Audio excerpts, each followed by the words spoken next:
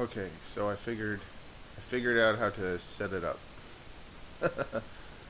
Oh, wonderful.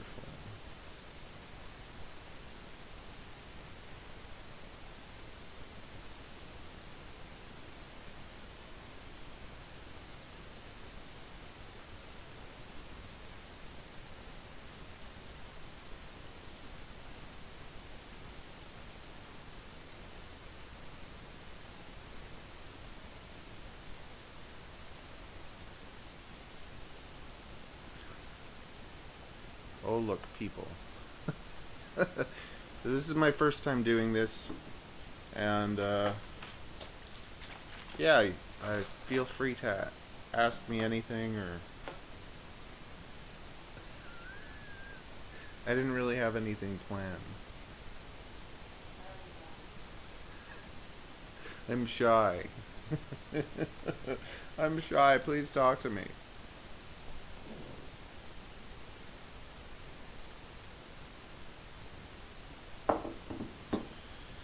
Capture moments as they happen. Stream markers allow you to capture all those wonderful moments. Remember that first time I streamed and I had no idea what to say? How exciting. Let's relive that moment all over again.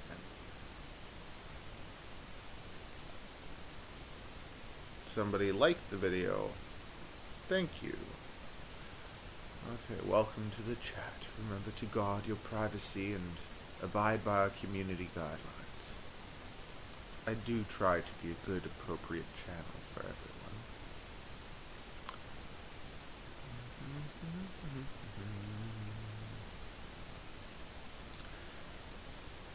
No one's here, Ariel. I'm all alone. I'm gonna have to start singing Disney songs or something. Mama! I'm not in the video.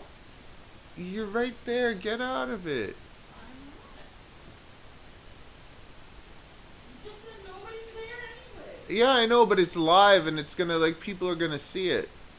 So just stay away unless... Ariel... Oh, you are Ariel! Just get out. You're there. You're totally inappropriate.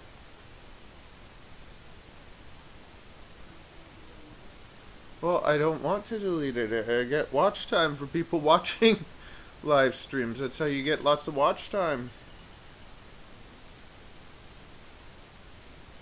Well, sorry. Yeah, don't come out here without clothes on.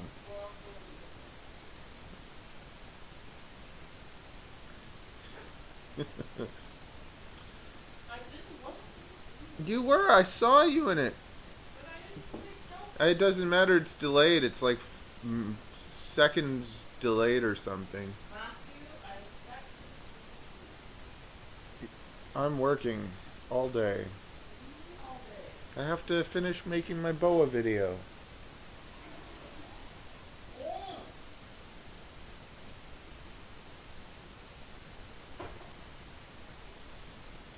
Oh my God. What? Feel bad? Yeah. Oh. I hope you have a wonderful day at work.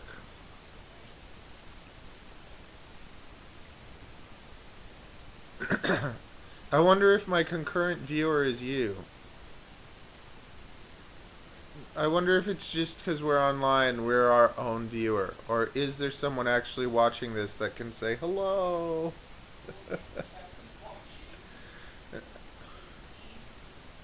No, I can't see who's watching.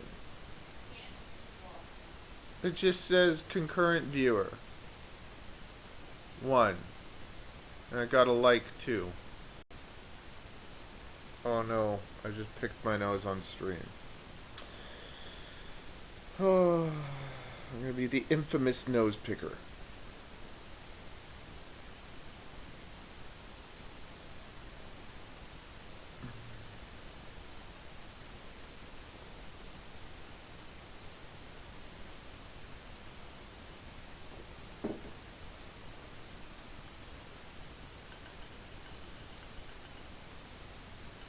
And it's harder to be entertaining when the wife is nearby, because it's like I know in the back of my head she's listening to me, judging, criticizing.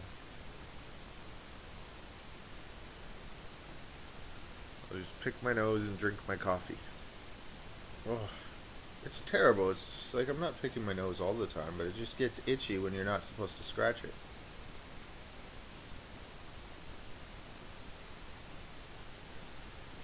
Everyone's still sleeping. We're in Canada right now, and it is snowing. Like a blizzard outside.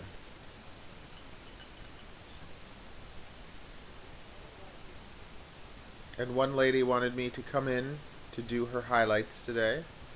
And she didn't, like...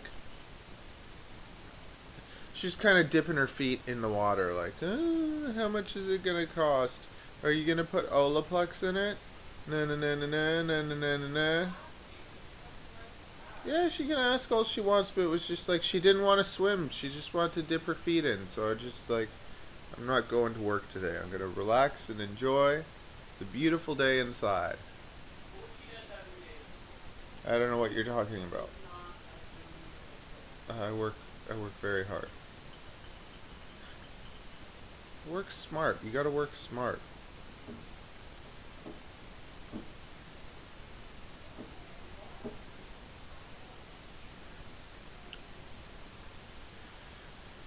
Lonely, I'm so lonely, I have nobody but myself. Just because there's snow doesn't mean it's that cold. It might be very nice. Yeah, it might be very nice. Do we have clothes on now? Oh. Mama is a hoochie hoochie. Mama's a hoocher poocher. What? Sorry, no one could. Always naked. Would you like me to play it any louder? One more time, please.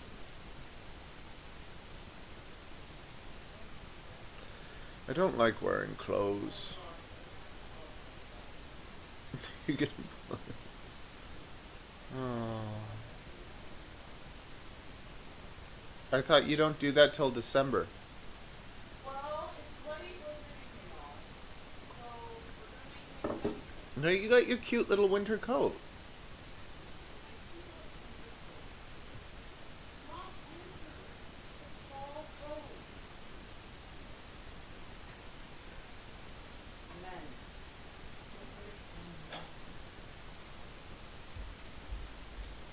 Oh, very good. Properly attired. How about thank you, hubby, for making my coffee just the way I like it. Thank you. Don't All you do is criticize. So come over here. I have to Okay, go. look I'm at the late mouse. already. Just look at the mouse. See this? Ariel! Every time she sits down, she has to sit on things. She doesn't pay attention. She opens the fridge. Things fall out. What a mess. I'm not even in the video. No, look here. See this area? See these doors? Uh-huh. You walked here. Oh. So everyone saw you Nobody saw me. in your nakedness. There's no viewers. See, it's delayed, so it doesn't show right away. Look at this beat today, people. What? Oh, who is she? They don't even know what that Yes, means. Vogue. Explain it. I'm a makeup artist, Avi. Yeah, look at this beat today. Yes. These are men mostly. Okay, your daily beat is your makeup. There. And your girl says she's gonna beat your face. Or no. Your face. Her face or somebody else's face? They're not gonna see it. That means she's doing her face. Oh, I have to venture out into this barren wasteland. Oh my god, I'm actually so unhappy. When two crazy people live together, Oh my gosh. it's a very special thing. We made a very special thing. And add a child to the mix. Woohoo! Yeah, Avery is awesome. The question is, do I fit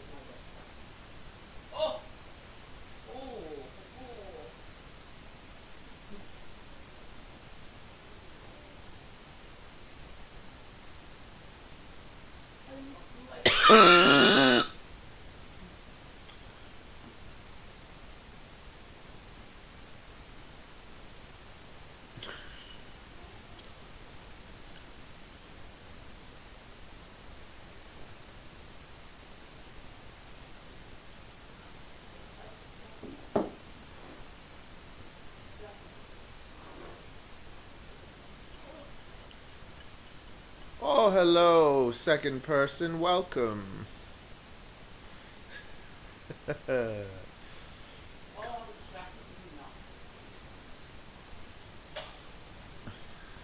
is what happens when you gain a year of weight. Very form-fitting, my love. I know. Doesn't even fit me. Well, I'll have to sell it and buy another. No. Yes. No. I don't believe. Matthew has this dream. No. Okay, this dream. He doesn't embrace reality. Okay, so everyone, I'm supposed to be a size 32. Whatever. And I've bought a few pairs of 34. Just like one or two, but I refuse to get rid of the 32s because I know I'm going to be a 32 again. Ah! I do. In what world? It's going to happen by May. Okay, there, buddy. By May, Better get working on by it. the middle of May, I'm going to be a Get size working. 32, Get working. and it's going to be good. Oh my god, so I'm going to make myself great again. See, people are watching it. They're going to see you booting around, booting around. prancing around in your underwear, while I'm trying to have a professional stream with people that are watching it that aren't watching it. Oh, make it fit again.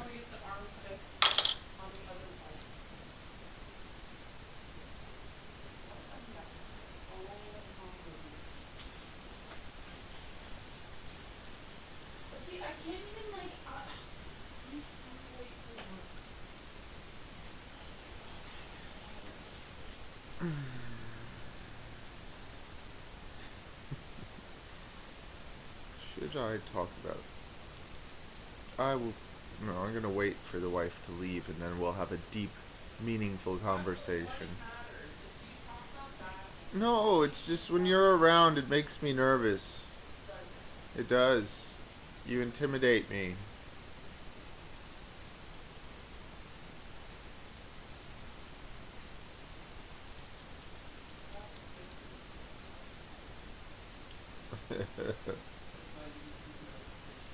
Oh, it's okay. I get to see my favorite person. Me. Ariel always says that I'm obsessed.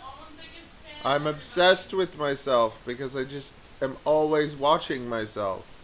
But on the contrary, I have to edit all my videos, and guess who's in them?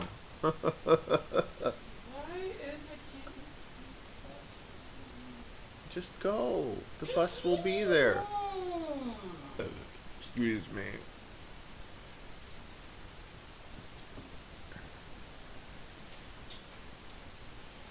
Nine minutes in the cold. Don't worry, it'll take you 5 minutes to get there.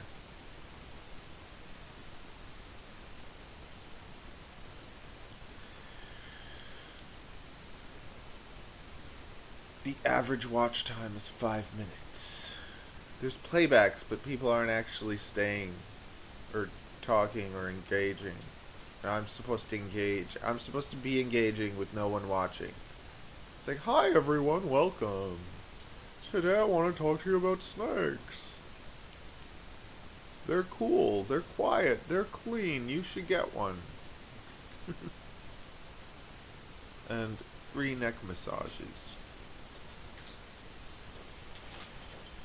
Goodbye, dearest. You'll be missed. Love you so much. Please take care of yourself out in this blizzard. Don't slip and fall or anything. Toodaloo. Okay. Freedom!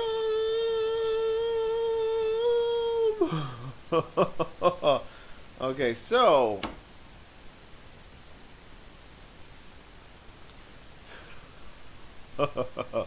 let's talk about my journey into YouTube because it's so successful, so wonderful.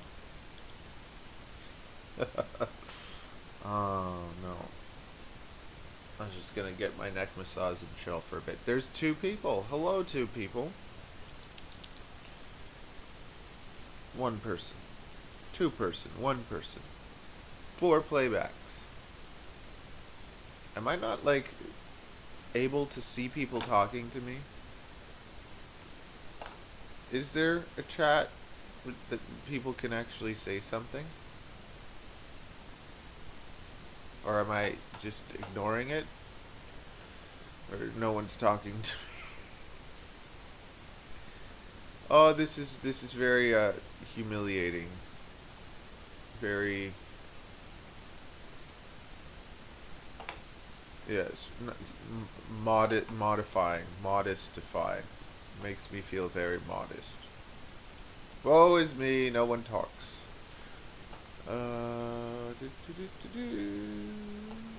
Yeah.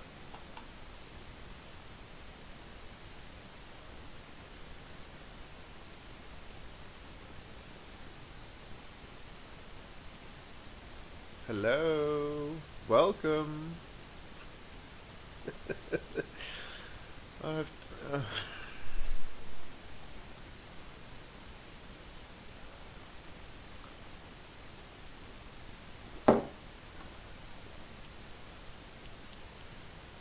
I'm sorry that I'm not very good at this.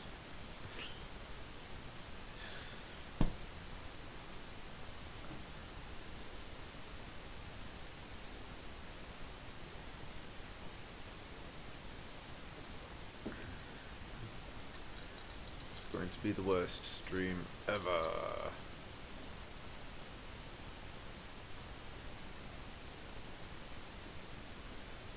I hope you're all enjoying my awkwardness. Okay, so doing YouTube is very strange.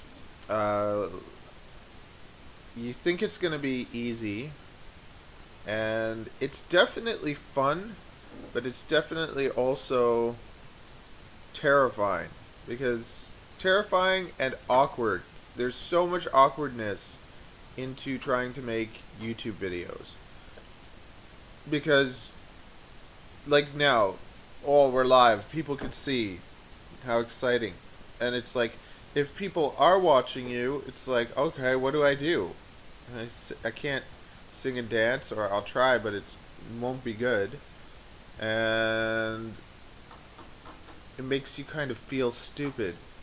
But that might just be your innerness reflecting. I don't know. So, you're making videos, and you're talking to a camera, and most of the time you're by yourself, so it feels very strange, because it's like, I'm supposed to be talking to a whole pile of people, but I'm all by myself talking to a camera, and it takes a long time to get comfortable and used to that. My camera's name is Johnny, so I gave my camera a name so that it could be more like, hey, you're a person that I'm talking to, because it's not a person, and I'm just talking to myself all the time every time I'm making a video. So, and you have to be, you don't want to be fake, but it's just, you also want to have a little bit of enthusiasm. This is just like, hi everyone, this is Luna, she's my moon glow. I don't know what to say, I'm boring, so you're not going to watch me. So that's the biggest problem. So it's like you have to entertain, you have to put on a show, and it takes about a year. It took about a year of making videos every week before I even felt comfortable making videos. I'm not really a shy person, but I'm an awkward person. It's just like most people are not comfortable singing in public or hearing their own voice. It makes them feel icky. And that's what it feels like every time you're making a video.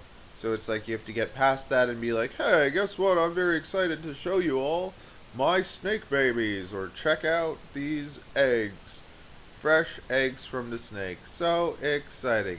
Now watch me put them in the incubator. Isn't this great? And hope that you feel the excitement that I do.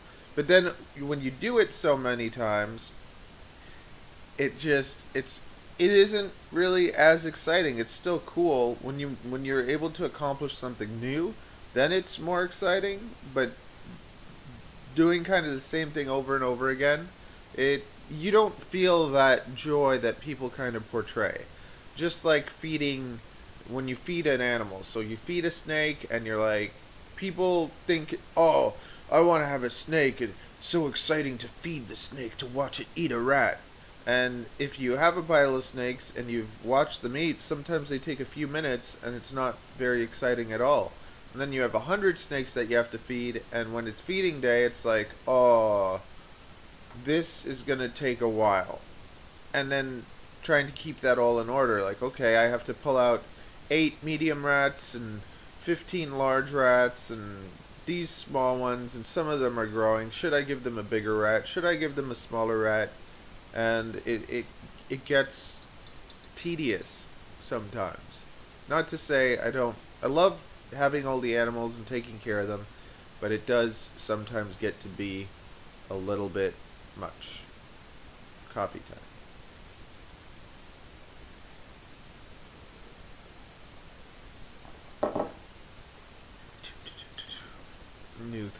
New thoughts. Okay, then editing. Editing videos takes a long time. So it takes you about an hour to edit 10 minutes of content. To make 10 minutes of content, so like you shoot for like, let's say 15 minutes so that you can cut it down to 8 to 12 minutes. That's kind of what I try to aim for. And it takes a whole hour to like cut out all the extra stuff, but like you try to cut those out and then zoom in and crop and try and like make it keep people's attention, because no one can watch more than a minute or two. And then add music, so then you gotta find the music for it. And there's all these companies selling you music, like audio and Epidemic Sound is one of the most popular ones, and then everyone's promoting them. And really, I find it like, I try not to waste money on anything I don't have to. So it's like, I don't pay for Spotify, I don't pay for a lot of those things. So my Spotify is full of commercials. And the commercials on Spotify, they make them louder, which is really annoying. But I grew up in the days of the radio. Like, if you remember listening to the radio, there's commercials all the time. So I just look at Spotify like the radio and just deal with the commercial. But to find music, so if you're trying to find music for your videos, there's so much free music. There's the audio library from YouTube. There's no copyright sounds. You just put in copyright free music, you can find a pile of people putting together music every week almost, new songs. So what I'll do is I'll subscribe to a whole pile of different YouTube channels that are providing copyright free music. So every week I have like new songs to choose from, and I'll put them in a little playlist for me called Free. And then as I'm making a video, I'll go through that playlist and pick out a video that I think will work and then use it. So I have like unlimited copyright free music, which makes me happy. But if you do end up with enough people following you, then you can use something like Epidemic Sound, and then you can tell everyone, hey everyone, I use Epidemic Sound, you should too. And then they start using it, and then you get money from them so that your Epidemic Sound is free, and that's how that works. So there is a lot of stuff that you can get for free if you're willing to promote it.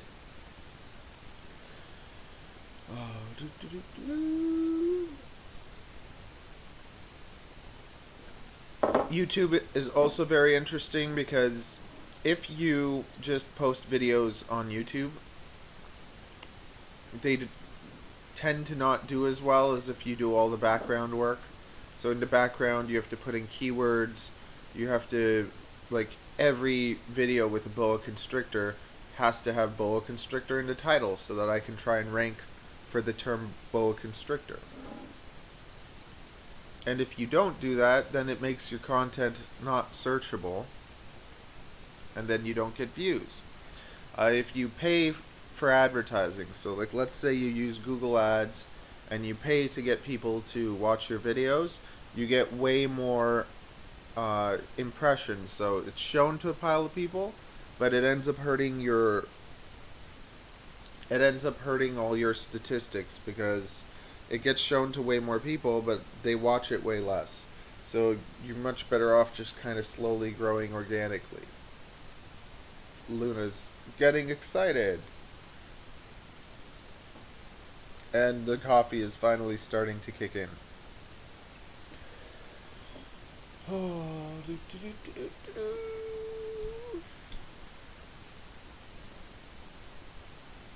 Matthew, raw and uncut.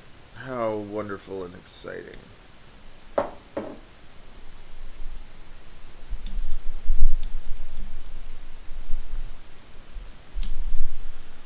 got playbacks. Now, the two people watching, is there anything you'd like to say or ask or anything? I'm happy to engage in conversation. It'd be especially better if it's not with myself. What are you doing?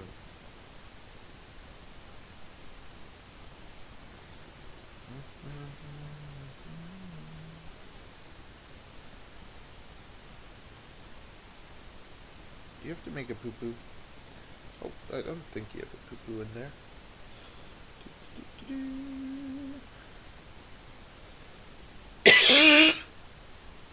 Okay, well, it says I have no one watching, and then up there it says I have 2 people watching. I don't think my chat...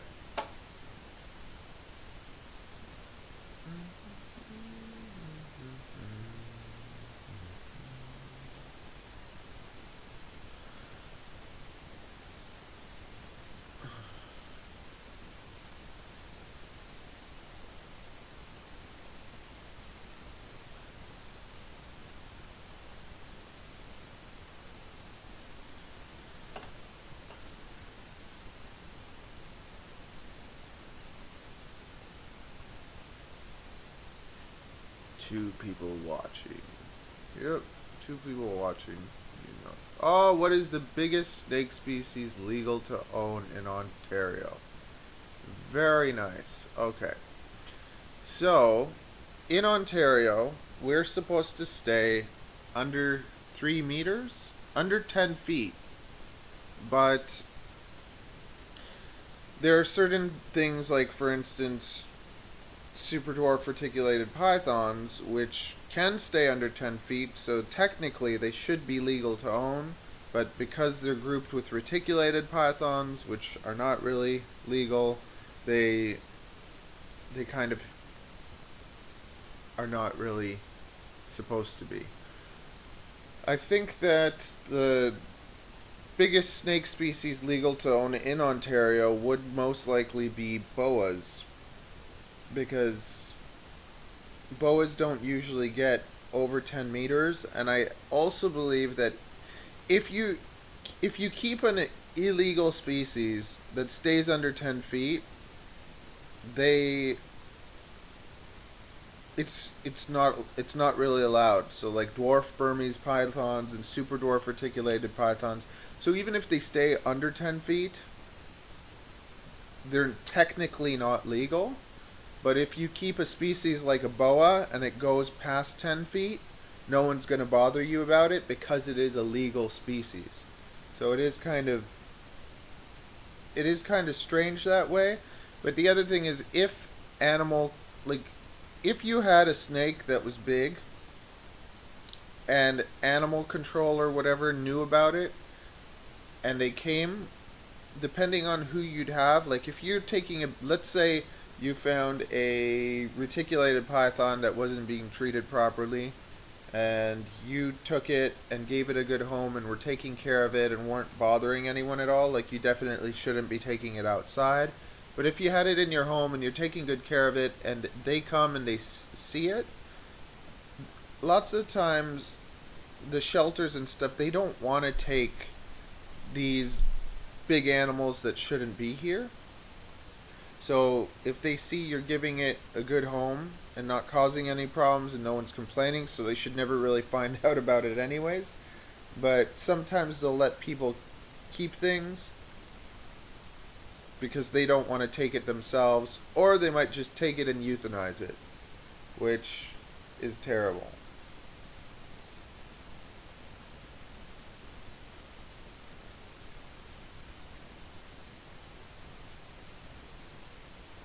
But like carpet pythons are also legal, and carpet pythons can get pretty big as well.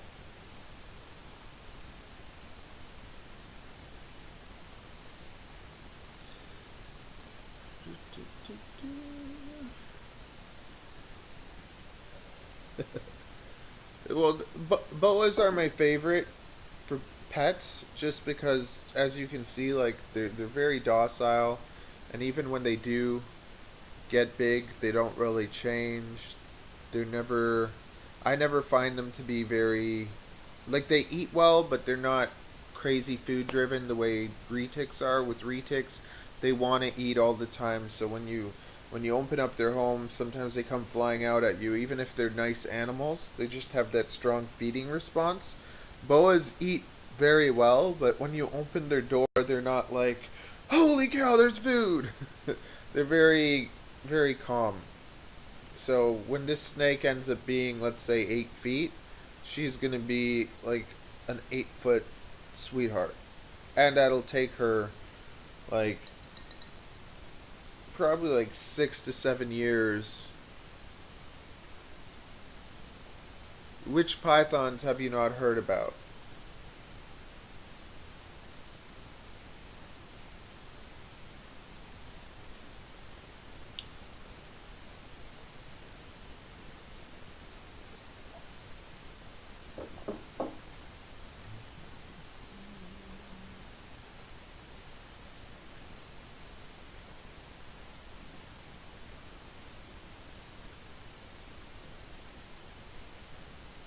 And are you in Ontario?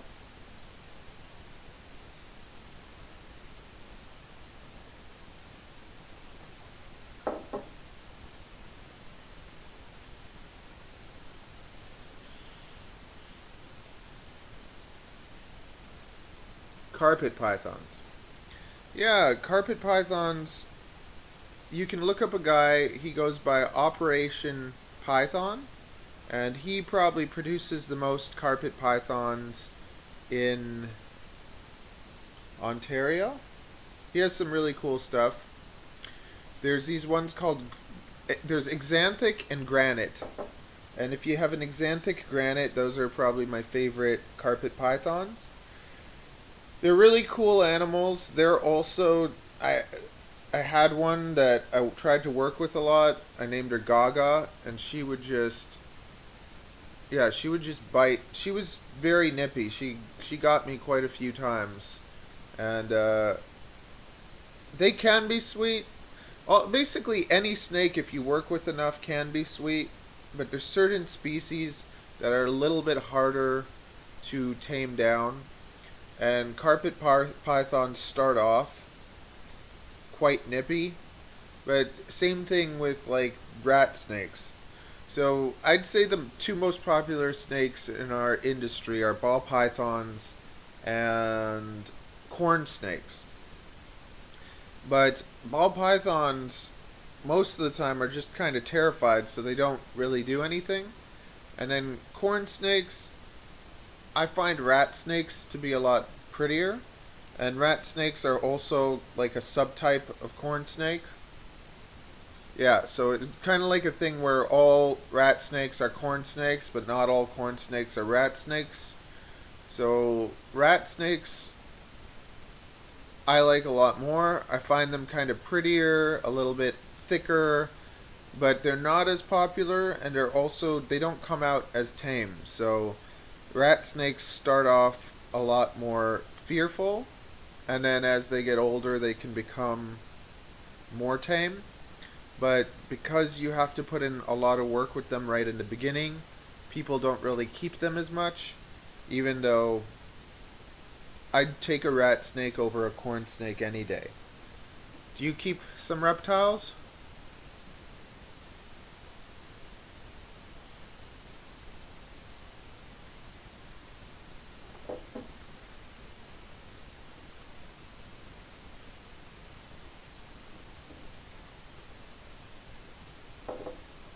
Mr. Iowa.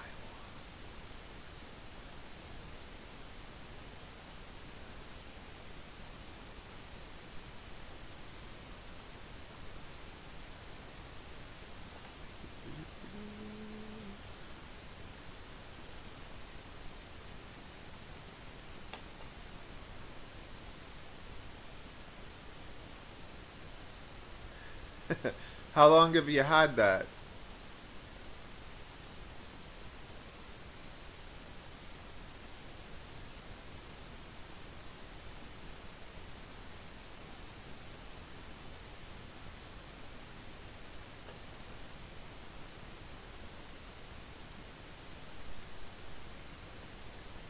Oh, nice.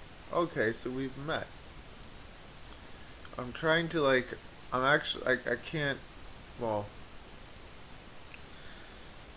I'm trying to creep you so I can figure out who you are, because I don't remember.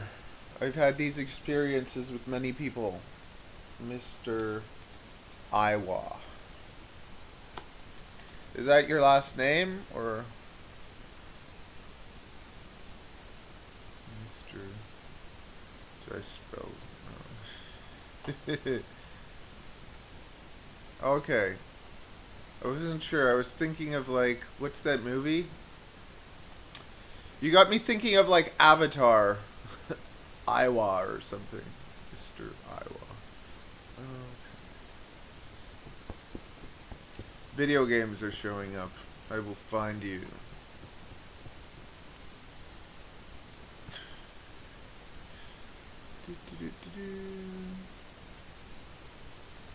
Oh, guess what? I can't even... Okay, is that your YouTube name then? Nathan Glass. You have some nickname in the chat? Nathan. Are you here playing piano then?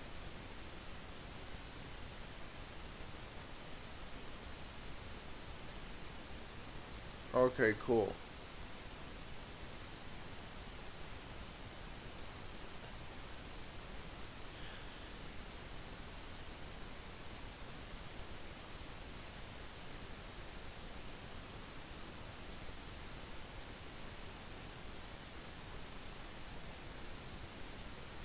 Okay, cool. Is it actually fun, or is it really tedious work? See, I searched Nathan Glass now, and there's some dude playing piano. So you can find that person and see him play piano. I can't find you. I'm not good at creeping.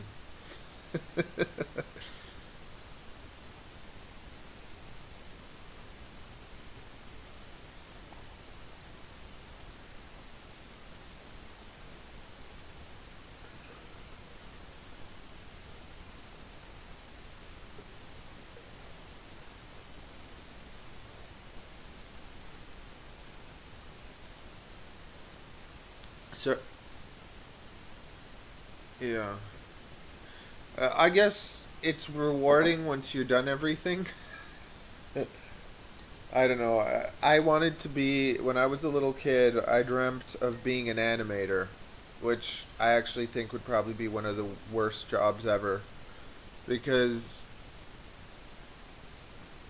yeah, I grew up loving Disney, and I knew Disney was made by artists just drawing, and they would draw the same pictures over and over again. But now everything can be done a lot easier with technology. But I don't know, computers, even now doing so much like YouTube stuff, I'm always on the computer, and it's like you feel like a zombie or a slave to it. And like even because I sit on the floor here with my back against the couch so that I'm not on the couch all like with your back all bent over, because lots of the time I'm sitting right here and I have my keyboard and my mouse here and I'm looking up at the TV like this, so I'm doing everything kind of like this, and it hurts your wrists and it hurts your neck. So I ordered a one of those mouse that you kind of hold like this, those ergonomic mice, so that my wrists are going to be easier. And I want to get a table that kind of like stands up so that I can like stand up and do things in a more ergonomic way, because all my editing's done on my phone too, so I'm always like doing this. And I think that the chiropractors in the future are going to have it pretty good, because we're all going to have messed up necks from staring down at our cell phones.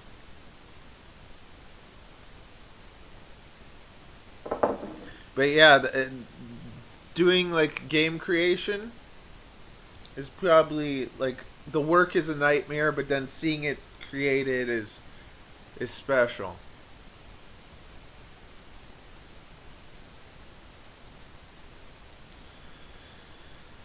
I'm working. Yeah, I'm working on a Boa video right now that is like, because if you search the basics of boas, a few people have done videos, but they haven't like gone through all the details. So I've watched them all, gathered information, and added a pile more information. So I'm working on like it's close to 40 minutes, but it's just everything about boas with pictures, so that you can like really understand a lot more. So I'm gonna try and get that up by the end of today. But it's crazy because it's just, when you do little videos, you can throw in any music. When you do a longer video and you're giving information, if the music's too exciting, it distracts you from what the person's saying. And if it's too boring, it's like, what's the point of it being there? And it's a constant like battle between, oh, I want this exciting music because I like this music, but then I'm watching it, I'm not listening to anything that's being said because I'm too busy listening to the exciting music. But music is huge in games too. What kind of games are you designing? Are they like shooter, first-person shooter, exploring? What kind of game?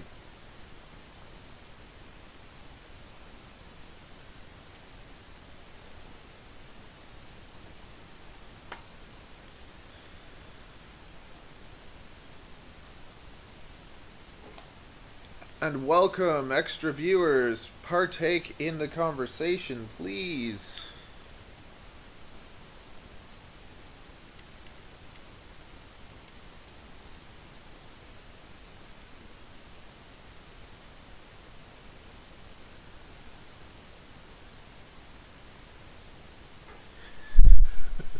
Oh, YouTube is a nightmare. Oh. It's definitely not as easy as lots of people think it is, or as easy as I thought it would be. I was inspired, this is so terrible, but I was inspired by, there's this girl, Taylor Nicole Dean. So if everybody knows who Taylor Nicole Dean is, she's, okay, endangered, cool, side-scrolling action explorer. So kind of like a platform where you're going from one side to the other. Taylor Nicole Dean is like probably one of the most famous YouTubers, and she's this girl that would make videos about her animals, and it'd just be like, "Hi everyone, here's my beautiful snake, Louis Vuitton, because he's so expensive." And it just goes on, and I'm just like, people watch this. How are people watching this? Like, I'm not learning anything. I'm just kind of baffled by how many people this girl has watching her. So I was just like, if this child can do it, I have to be able to do this. So, and then, so there was a bad example, and then a good example. There's a guy, Garrett Hartle, and Garrett Hartle has a channel called Reach Out Reptiles, and he started making videos that were just educational, that really taught you stuff. And awesome.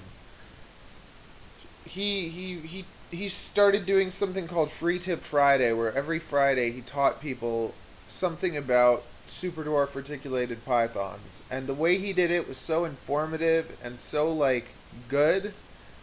It was like every Friday, you're addicted, you want to watch the next video. And I'm just like, I love what this guy is doing. And I'm like, I'm always working with Boas. I've been working with Boas for 8 years. So I want to share that with people. I was scared of Boas myself, and holding one and like falling in love with them was such a, I went from someone that was afraid of snakes to someone who has a third bedroom with over 100 snakes in it. So I wanted to kind of share that with people, teach people, because there's so much that I had to learn that I didn't know. And I'm a gatherer of information. I go online, I read, I study, and I try and find everything I can.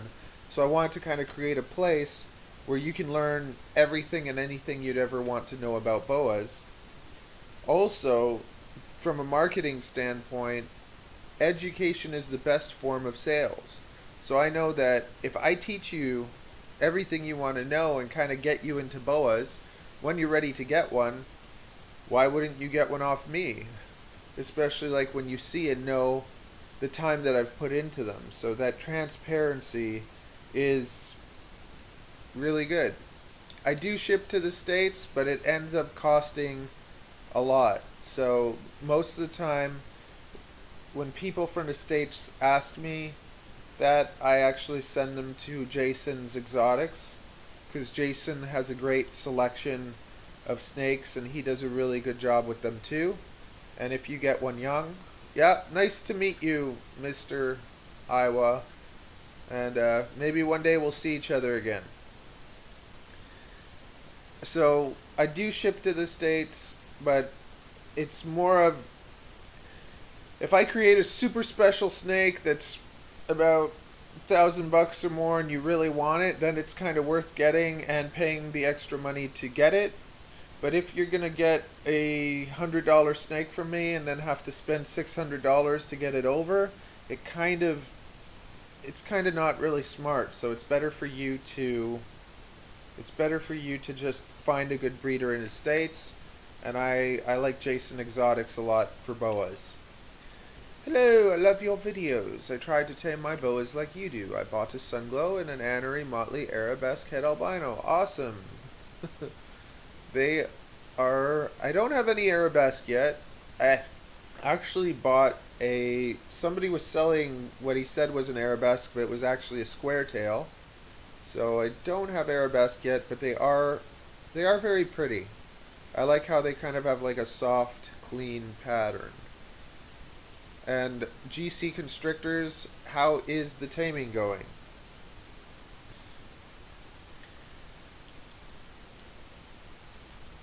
And are these your only ones, so you kind of got a pair, or do you have a pile of them?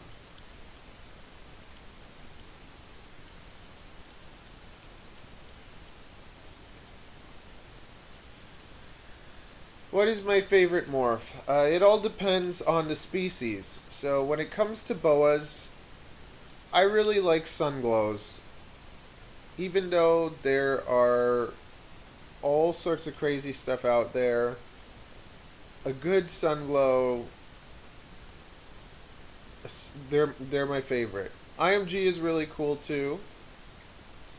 When it comes to Superdwarf Reticulated Pythons, my favorite is Ultras. I think the way you... Awesome. with ultras, I like them so much because they look like albinos, so everyone thinks they're albino, but they're not. What I actually don't like about albinos is the red eyes. I find a lot of albino snakes have kind of ugly red eyes. So when I do get albinos, I'm very particular about picking out snakes that kind of have more like pink eyes or really pretty eyes. When I look at when I'm picking out animals, I've never been the type of person that says, I gotta go and make this morph. I need this morph so that I can just make a pile of these and sell them. I've always been the type of person where it's like, I'll spend years and go to every reptile show and look at every single animal, and every show I'll find like the prettiest animal and I'll be like, that's the one, that's the prettiest animal of the show, and I cannot afford it, or oh, I can afford it, I have to buy it now. So then I end up getting those really pretty animals, and sometimes they work into my breeding projects and sometimes they don't. So if they don't work into my breeding projects, I keep them as a pet and I raise them and I hang out with them until something comes along that's worth breeding with them. Oh, you will. And I think lots of people go in wanting moon glows, and here's this. This is from the first moon glow litter that I produced, and I've just been taking my time growing her. But when you look at this snake, it's kind of like beige. Moon glows end up being beige. They don't really end up being white, and I just feel like when you see them and they're so little and they're white, they're a lot more desirable. And then once you have them, it's kind of like, okay, now what? I want to kind of go somewhere else with it. So they're definitely awesome animals, and like my moon glows are the first to go. Like I have a waiting list for people to get them, but I actually prefer sun glows. I love the peaches and the orange and all the different colors that you get coming out of them. What is this? Are you about? Oh, she's gonna shed. But it's a good goal to have. That was my first goal. I wanted to make moon glows. Now I don't. Now it's kind of just getting some crazy IMGs. And I really like... no. They both basically do the same thing. And they do, like, as they get older then too, they fade a bit and they start looking ivory. Blood albinos are cool, the red dragons, but the thing with red dragons is when they're babies, they look insanely orange. And then after, when they fade, they look like faded sun glows. So I like... Same thing happens with the leopard albinos, but I'm trying to go towards leopard albinos. Because when you have the leopard albinos, then you also have the smaller size of the leopards. So the sun dragons are really, they are cool, and not much looks like them as a baby, but as they get older they fade, and then they're also the same size as all the other regular BCIs. So for me, I really like the albino leopards because you end up looking similar, and they do end up being smaller. So when they're smaller, it also creates easier to kind of care for. I love boas because they can get big, but I also like the idea of kind of working with the dwarfs. And I have a hog island, but I don't breed them because when you take hog islands and you breed them, you make a whole pile of $250 snakes basically. Here, that's what they go for. And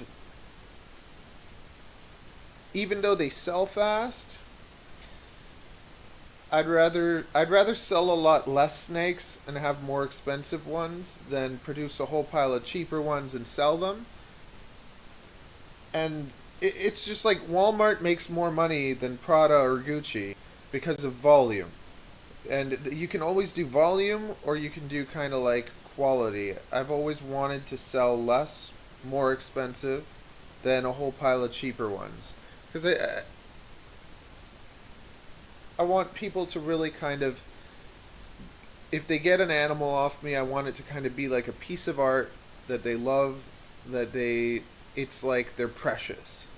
Instead of encouraging what happens so much in the industry where people get one and then they want another one and another, and they become collectors, and then they start breeding them and they don't really know what to do, and then they sell them all to the pet store. The pet store gives them $20 each, and then they're selling them, and they're not the greatest animals. They haven't been worked with, they haven't been fed properly, and then you end up with a big mess. Plus just the time. Like this year I think I had like 5 successful boa pairings, and I haven't had much time. So I'm trying to find that perfect number where I never plan on expanding.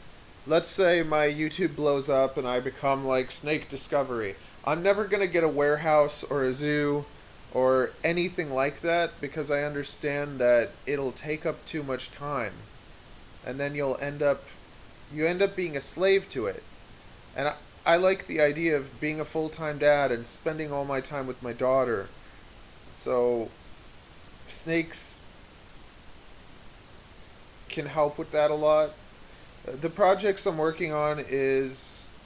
Oh, hello, Pete. Nice to see you. Thank you for always participating. The projects that I'm working on right now is IMG stuff. So I have an IMG Moonglow, and I'm putting him to Sophie, which is my second snake. She's a gorgeous albino. So, okay, so you see this snake. This is a Moonglow. I'm going to go and get Sophie. I'll be right back.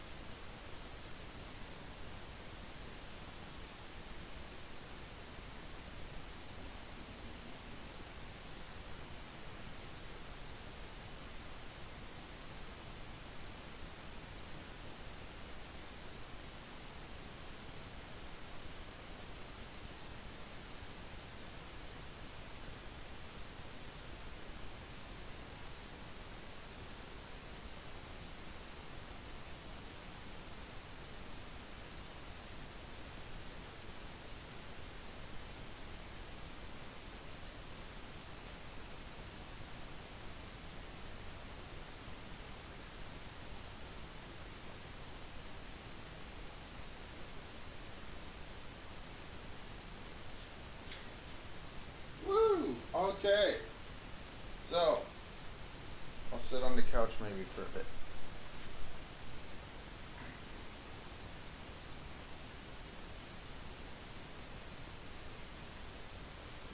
Are we back? Do you see me? Okay, so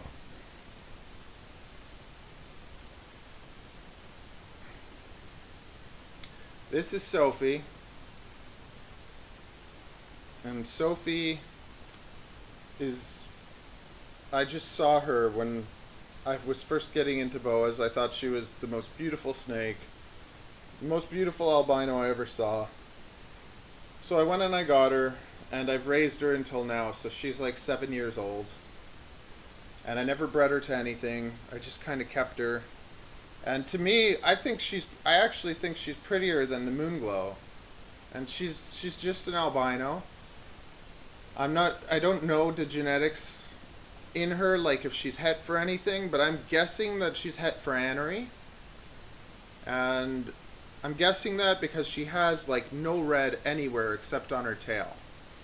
So I've just kept her and raised her and waited for the right snake to come.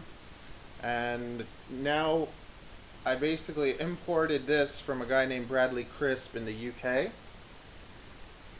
So this is an IMG hypo het anery possible het albino, and I named him Bond because he came from the UK. But I like the way he looks way more than my Moonglow IMG. My Moonglow IMG doesn't look as pretty as this hypo IMG. So instead about just making the most expensive animals you can or the fanciest morphs, which are nice, and this is an intense snake. Like, that's basically got the Moonglow genes if it is het albino. So, and this guy will go for $2,000 pretty easily. So I could sell this guy for $2,000, or I could try and produce more Moonglow IMGs and try and sell those for like $5,000. But and I have a few more, I think, Moonglow IMGs. I think I have a Snow IMG and a Moonglow IMG that I've been raising. But when I look at this snake that is cheaper than those, he excites me a lot more. Like, he's my second favorite IMG. My favorite IMG is a Sunglow IMG that I'm raising. But I just think that he's gorgeous. And I love that he's actually not totally black. He has a nice balance of black. And I love that face. Like, his face is just dark and light. And then Sophie. So I'm taking a chance putting them together, because she might not be anery. And if she's not carrying anery, then I'm not going to get to see the beautiful anery that's going to come out of him. But I have a feeling she is. And even if she isn't, I'll get to prove out whether he's albino or not. And I'll also get some IMGs that are not albino. So I'll have a little bit of everything. If he's albino, I'll get some regular albinos. I'll get some IMG albinos. And if she's anery, then I'll be getting everything. I'll be getting ghosts. I could get another Moonglow. Could get all sorts of stuff. Yeah.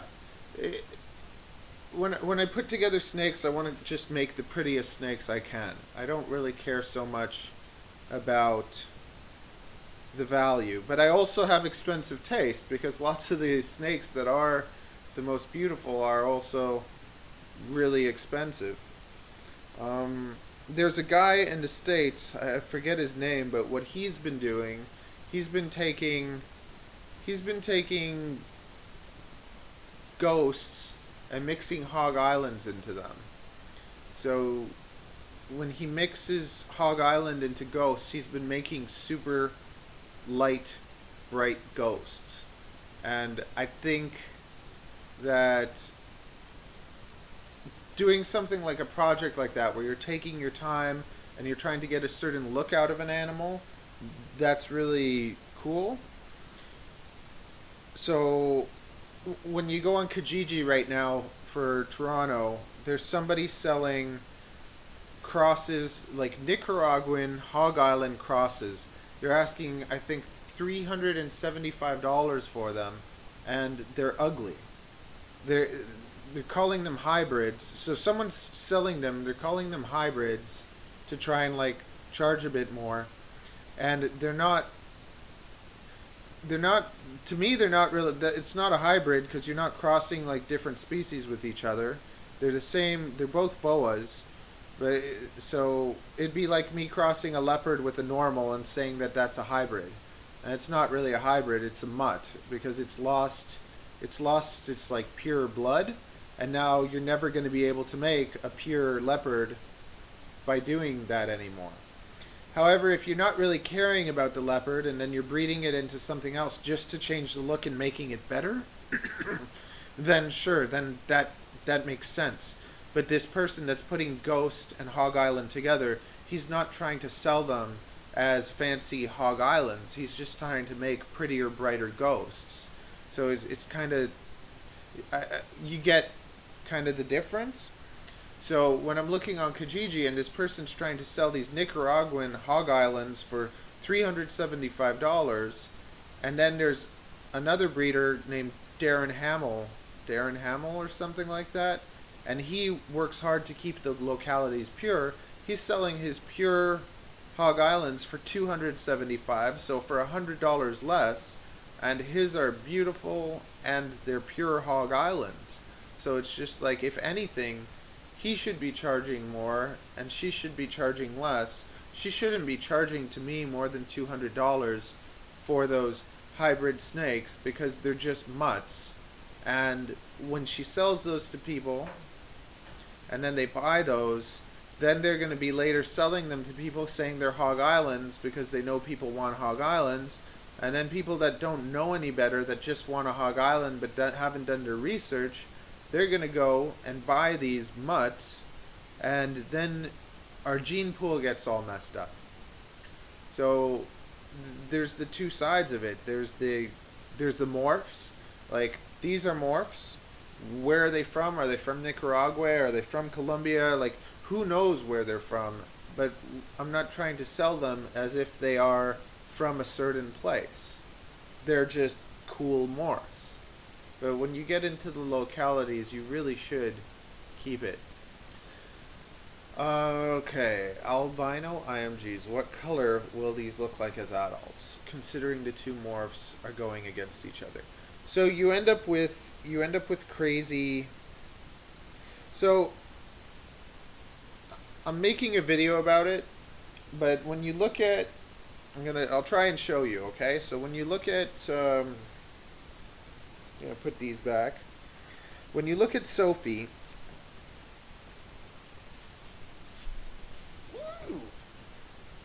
Okay, so when you look at Sophie, you see white and yellow.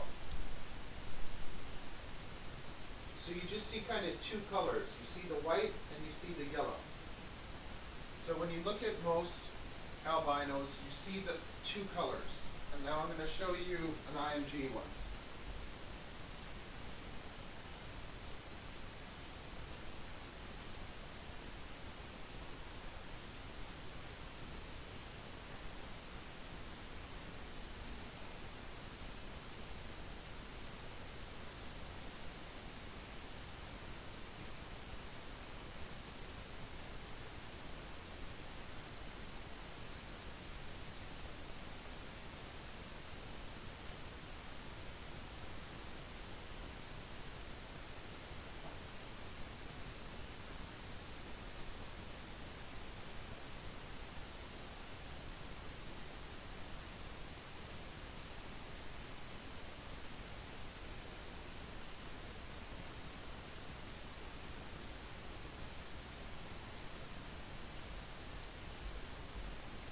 Okay, so I'm going to talk loud so you can hear the microphone. So,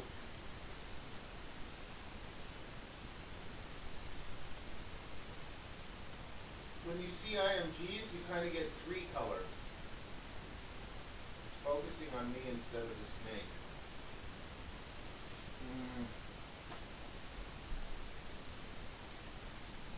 So you see in the tail, you end up with like three colors. You end up with yellow, you end up with the other color, and you end up with lavender. So you see like yellow, lavender, and the warmth. So there's like a lot more lavender in there.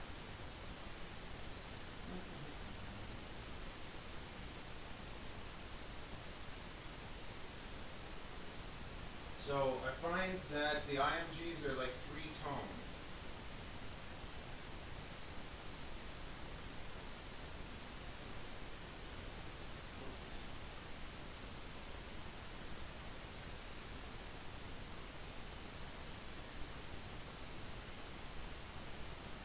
See kind of like there's like a stripe going along the side.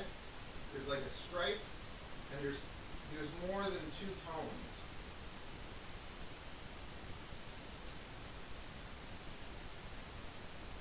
You get like white, you get yellow, and you get lavender. Now, so that's kind of in the snow.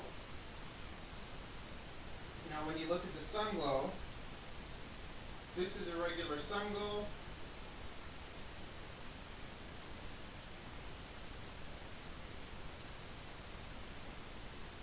So you see you got your light and you got your orange. And that's your sun glow. Now, you look at the IMG sun glow. Way more pigment, way more like contrast. And this snake, I think that this snake is going to be redder than a sun dragon. I think it's going to get darker and redder and brighter. So when you ask about sun dragons, I like the idea of the albino leopards, but to me this is going to be the reddest snake that you're going to end up seeing as an adult. And that's, I believe this one is an IMG Super Sun Glow. Yeah. So I want to do IMG albino hypo leopard.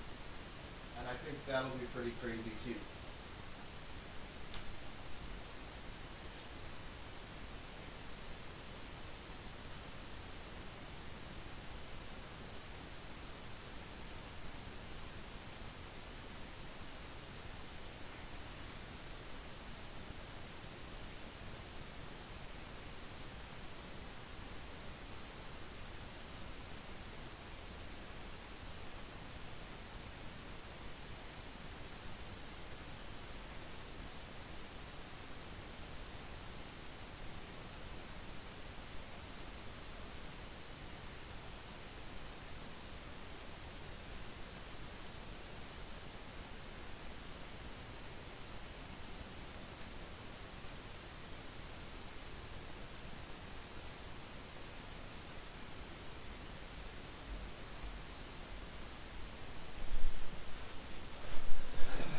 Thank you, thank you.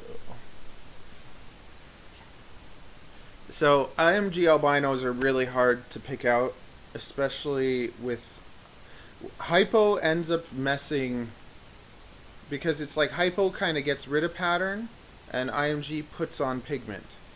So the two fight each other, and when you have super involved, so if you have a super hypo, the hypo is taking away a lot of the IMG. But what I like about that is I believe that regular super hypo IMGs are not going to turn totally black. So the idea totally black is awesome. So I'm going to be making anery motley IMGs, which are like the blackest ones you can make.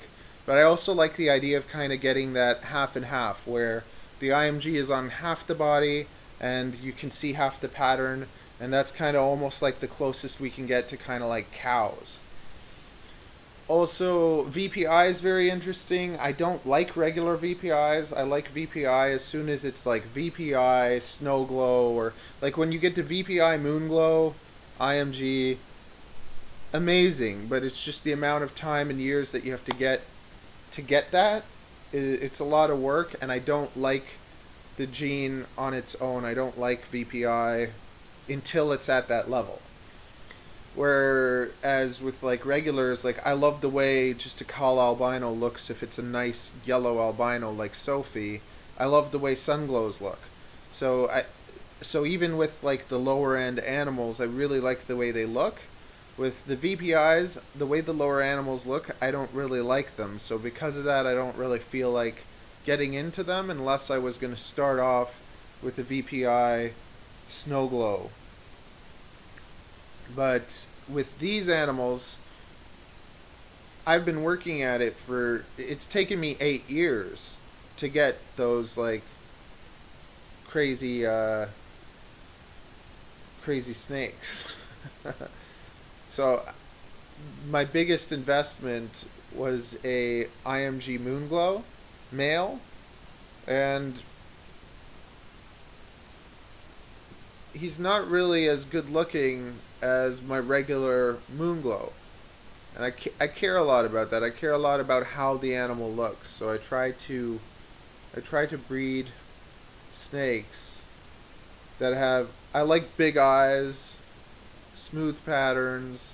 I like it to look a certain way kind of aesthetically, so I aim towards that a lot more than caring about. I think that there's another big problem, like GC Constrictors. You said you want a moon glow, and lots of people start off wanting a moon glow, and they think to themselves, what do I need to get? I need to get this, and then I'm going to get a moon glow. And I get it, and genes are very important. You need the right genes or you're never going to get the snake that you want. But more important than those genes, to me, is, so if red and blue make purple, and you just want purple, you don't just go and buy any red and blue so that you can have purple. You go and you find the prettiest blue and the prettiest red to make the most beautiful purple. And I'm looking at the microphone instead of the camera. So, don't look at it like, I just need to get to this. Look at it like, how am I going to get to this? It's often not what you do, but how you do it. How are you going about that way? So, when I first started getting into Boas, I got that albino Sophie, and I got a beautiful Hog Island. And in my head, I thought to myself, Sophie's beautiful, the Hog Island's beautiful, I'm going to put them together, I'm going to have gorgeous Hog Islands, gorgeous albinos, and mixtures of the two. I didn't understand how genes worked. As soon as I learned that I'm not going to get any albinos, and I'm going to be creating mutts, I didn't do that breeding. And now, 8 years later, Sophie is breeding for the first time. So I raised her for 8 years without breeding her. And my Hog Island Boa, I still have him, and I have not bred him to anything. And this year I'm only doing about, I think, 3 pairings, because I don't want what happened last year. I don't want to overproduce a pile of animals. So I'm selling a lot of my adults that I've only bred once or twice, so I don't really care about breeding and trying to make as many as I can. I want to make quality, and I want to show. I want to, basically I show them to you, you see them, and people are going to see some really beautiful animals, and then that's how they end up selling, as opposed to getting all my snakes pregnant, doing it over and over and over again, and just selling them like crazy, cheaper ones. It's really not what I want to do, even if I could. I really like it to be at the point where almost I have my 6 female breeders, and I put 3 on one year, and then I put 3 on the next year, and I rotate them kind of. And then if you think about it, the babies take about 4 years before you can breed them. So if you plan things nicely, you breed them, you give them a year off, you breed them, you give them a year off, you breed them, so you breed them like 3 times, and then you can retire them, you can make sure that they go to someone kind of as a pet that'll really take care of them, or you can keep them as your pet, but then their babies can start breeding, and you don't have to breed the animal till it dies. You don't have to overdo it, or you don't have to keep it as a breeder for 30 years. I really think that I'm taking something from these animals, so I also want to give them something.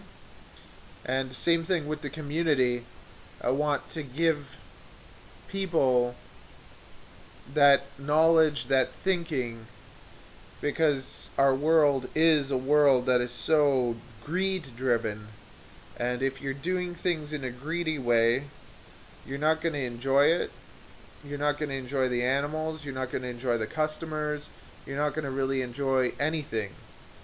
And for me, I want to enjoy the experience of the animals, enjoy teaching my daughter about them, enjoy teaching you guys about them, and really kind of have that time to enjoy everything.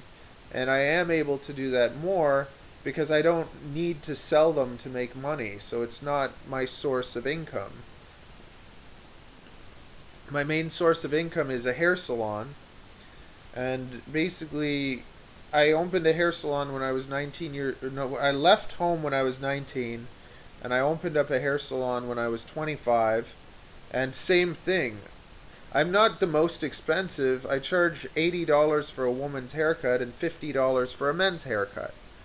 And I always said I'd rather work less and charge more. So when I'm working, I'm usually making at least... Hello, can you hear me better?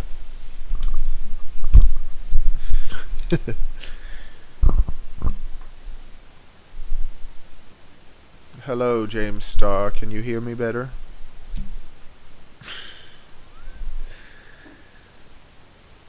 Is it loud, or is it like quiet, or...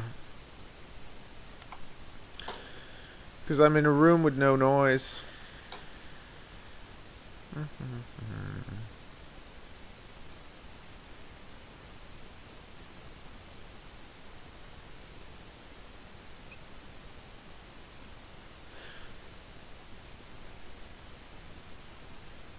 Okay, so talking into the microphone is better. It's in my legs. Okay, so loads of white noise. Okay, is it loud? I'm gonna try. I have this boost on it, so I'm gonna try lowering the boost if I can figure that out. Filters. Where are my filters? This is my first time live streaming, so I tried to set the audio for... Oh, nothing's on.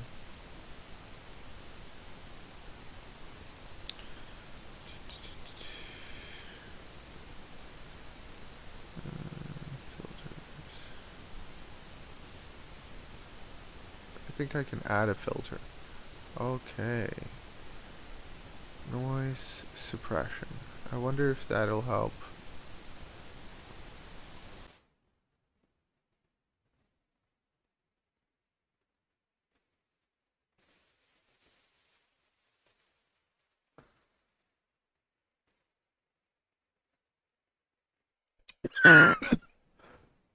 Now, does that make it better?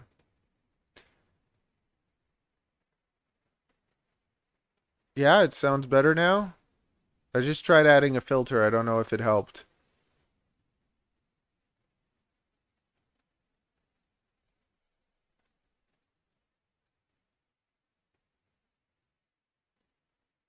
Okay.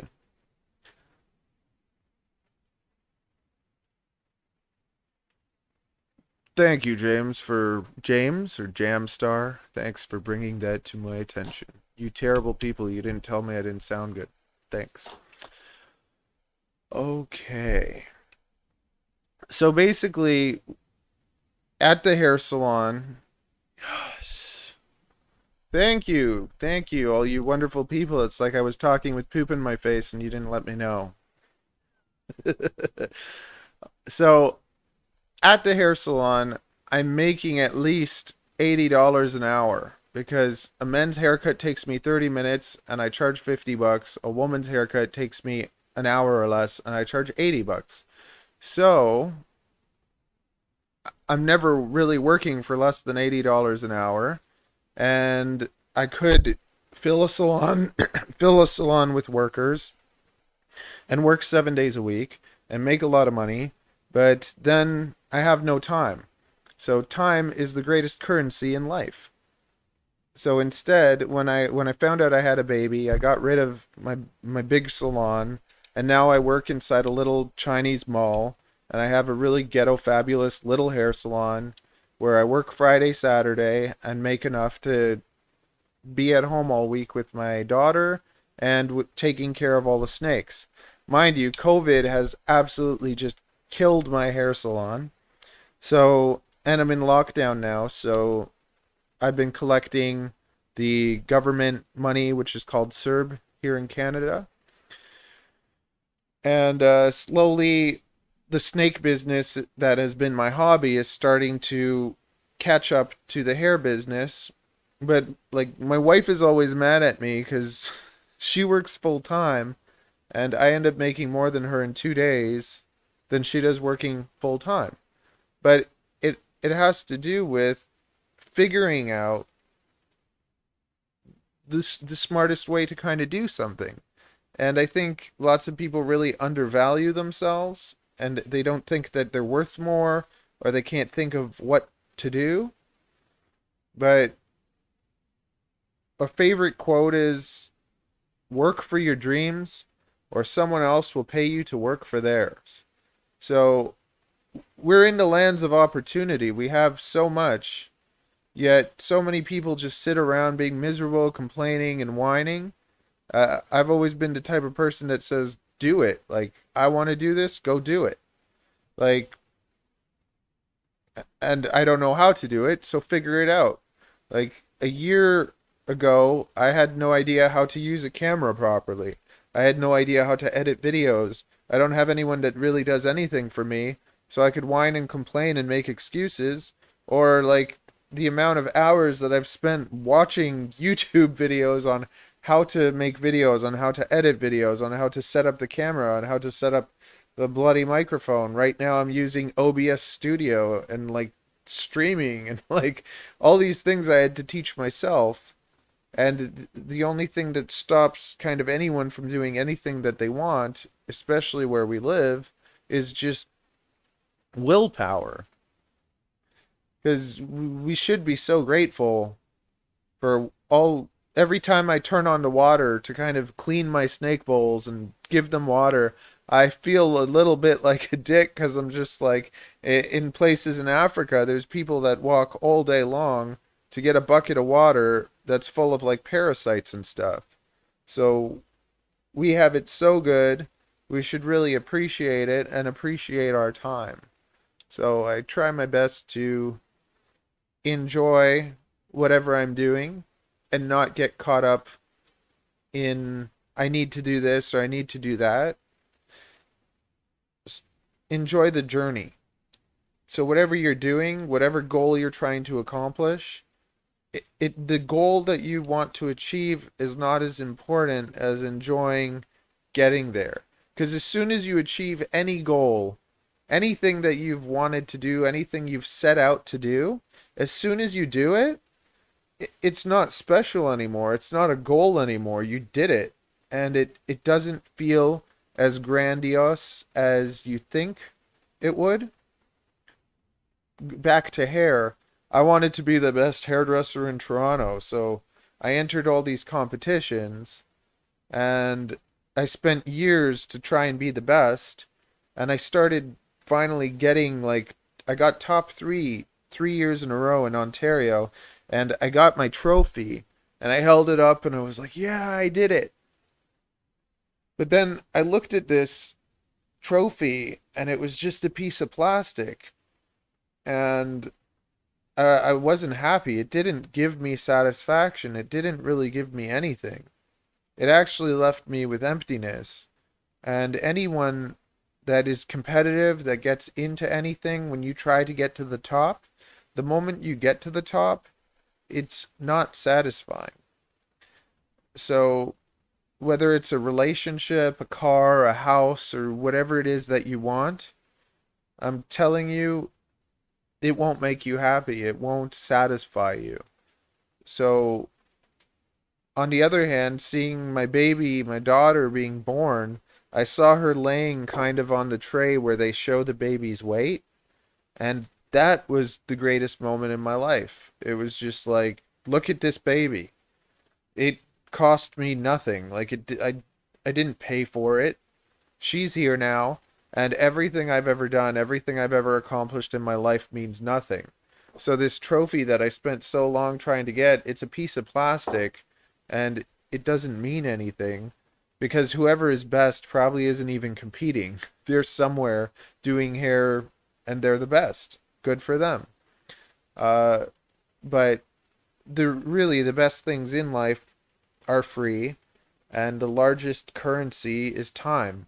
because we're getting paid to give up our lives so that we can have some paper and metal that doesn't mean anything. So I really don't like money. So I like to try to make as much as I can quickly so that I can use it to enjoy time. But I don't really dress myself in fancy clothes, and I don't try to be showy or like boastful. I'm proud of the things that I've done, but when you need to kind of do that stuff, when you need a fancy car and fancy things to kind of feel good about yourself, it just shows what you are. And my wife is very much kind of more materialistic, and she looks at me and she's like, "What are you wearing?" Like, I'm wearing purple pants and a yellow wife beater, and I shouldn't call them that, but I don't like calling them tank tops. I went into Old Navy the other day and I was like, "Hey, can I get a wife beater?" And the lady's like, "We don't call them that here. We call them tank tops." And I'm just like, if I go into a store and I ask for a tank top, like the first thing that comes up to me is like I think of a woman's shirt with a little straps on it. And I'm not wearing that. When you think wife beater, automatically you think about that item of clothing. I don't really think about people hurting other people, hopefully. That's not funny. Uh, this is my problem. I don't really find things funny unless they're inappropriate. And I like just the stupidest potty humor. Like, I enjoy getting up in the morning, making a poop, and looking at it. And my wife will come into the washroom and flush it. She'll be like, "You're gross. That stinks. Flush the toilet." And I just like, when she flushes it, I feel like I've lost something because it's like I want to look at it. I don't know. There's something about just seeing your poop and knowing that everything's okay. But like my wife is always like, how can you like be a man? Like look at the way you dress. You dress like a child. You act like a child. And it's just like, yeah, I want to be a child. Children have fun.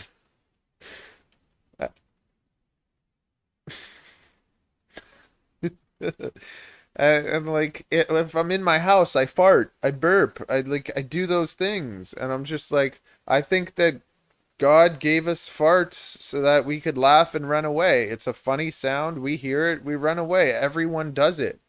Why is it got to be such a big deal? Like, and if you hold it in, it doesn't feel good. You push it out, it's satisfying.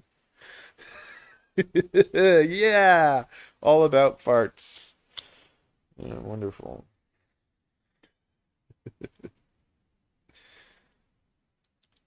Gemstar. So where are you guys from? Are you guys from the States? Anyone from Canada? What should we talk about now? I only planned to stream for an hour, but like I'm bored, so let's see where this is gonna go.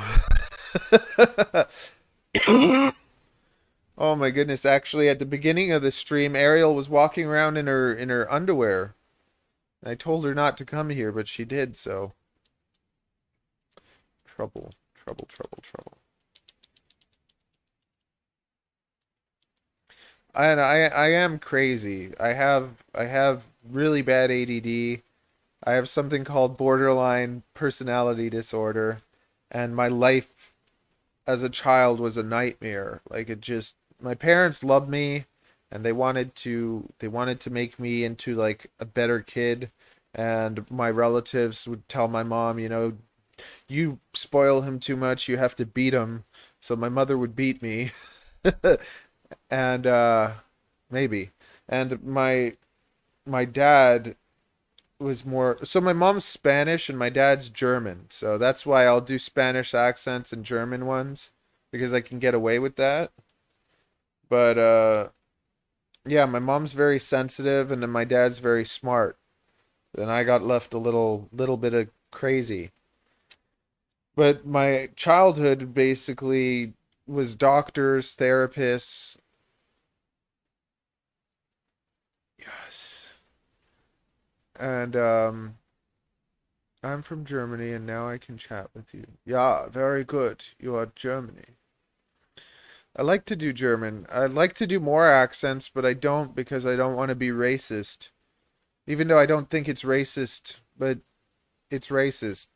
I actually want to like take all my snakes and do little videos with them talking like, "Hello, my name is Belvedere. If you buy me, I'll be a wonderful pet and you can play with me and hold me and we can have a lovely time."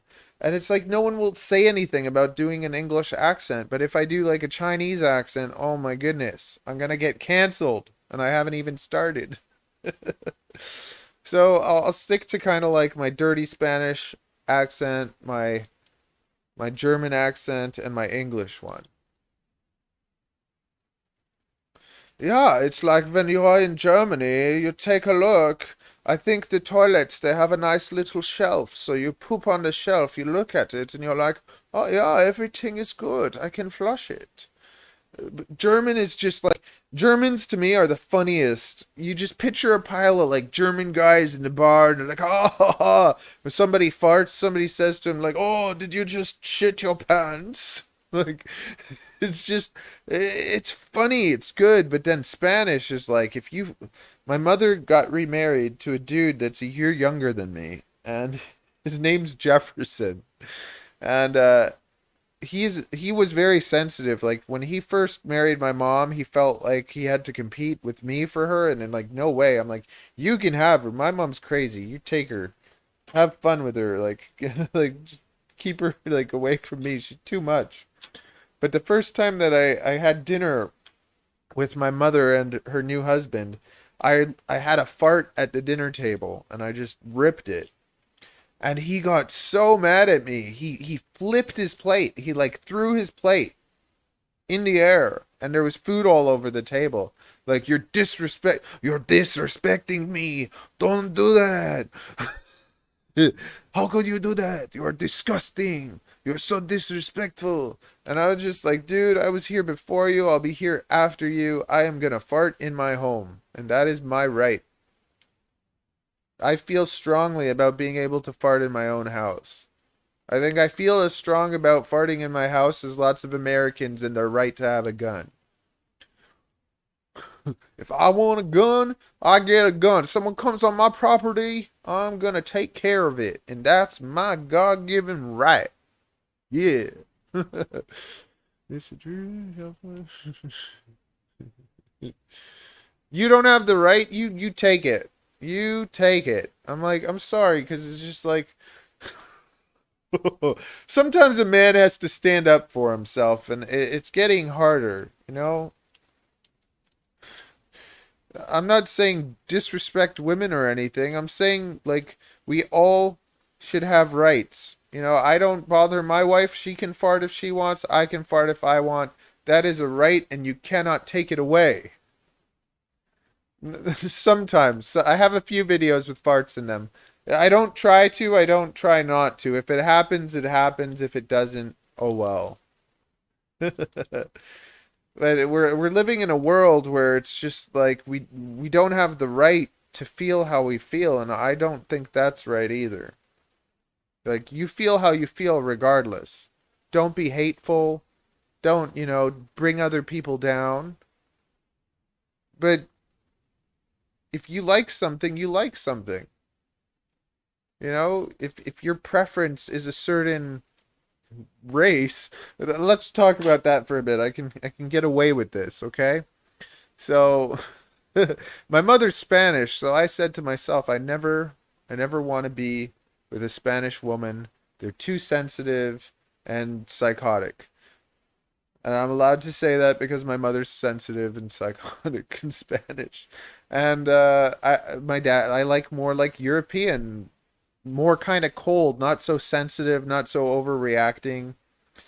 And my wife is basically part Spanish, part Filipino. So I'm like, she's literally my nightmare. I ended up with my nightmare. So how racist am I? I ended up with the one thing I didn't want or said I never wanted. So there you go. Like what you like, want what you want, but be open to anything. How's the SV? What is the SV? I don't know what the SV is.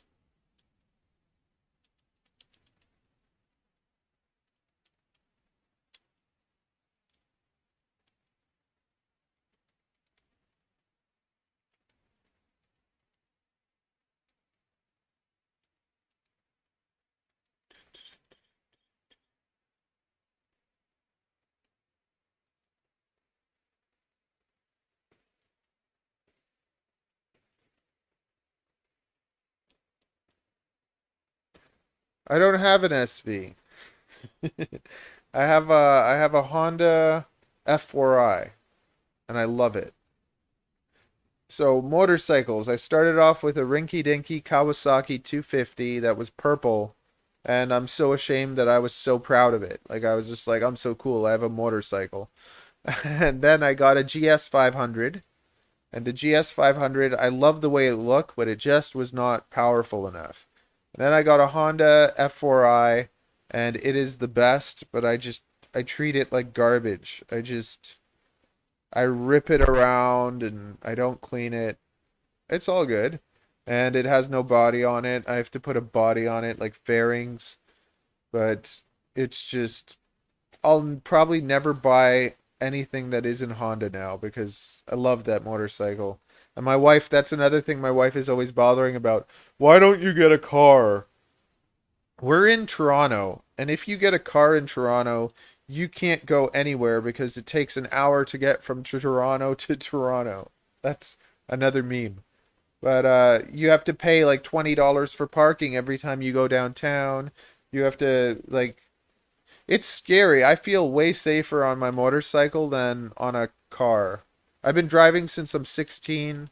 I'm 35, and when I get on my motorcycle, I feel like Batman, and I just love it. I think it's the greatest thing in the world.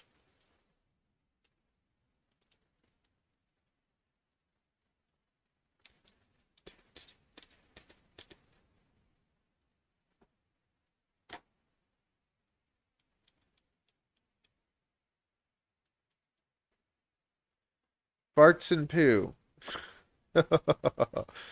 Oh man. Okay, we're all men here, right? We got four men. We got GC Constrictors, we got Denton Gallagher, we got Jamstar, and who's the fourth one? I think we just have three dudes. Maybe it's counting me.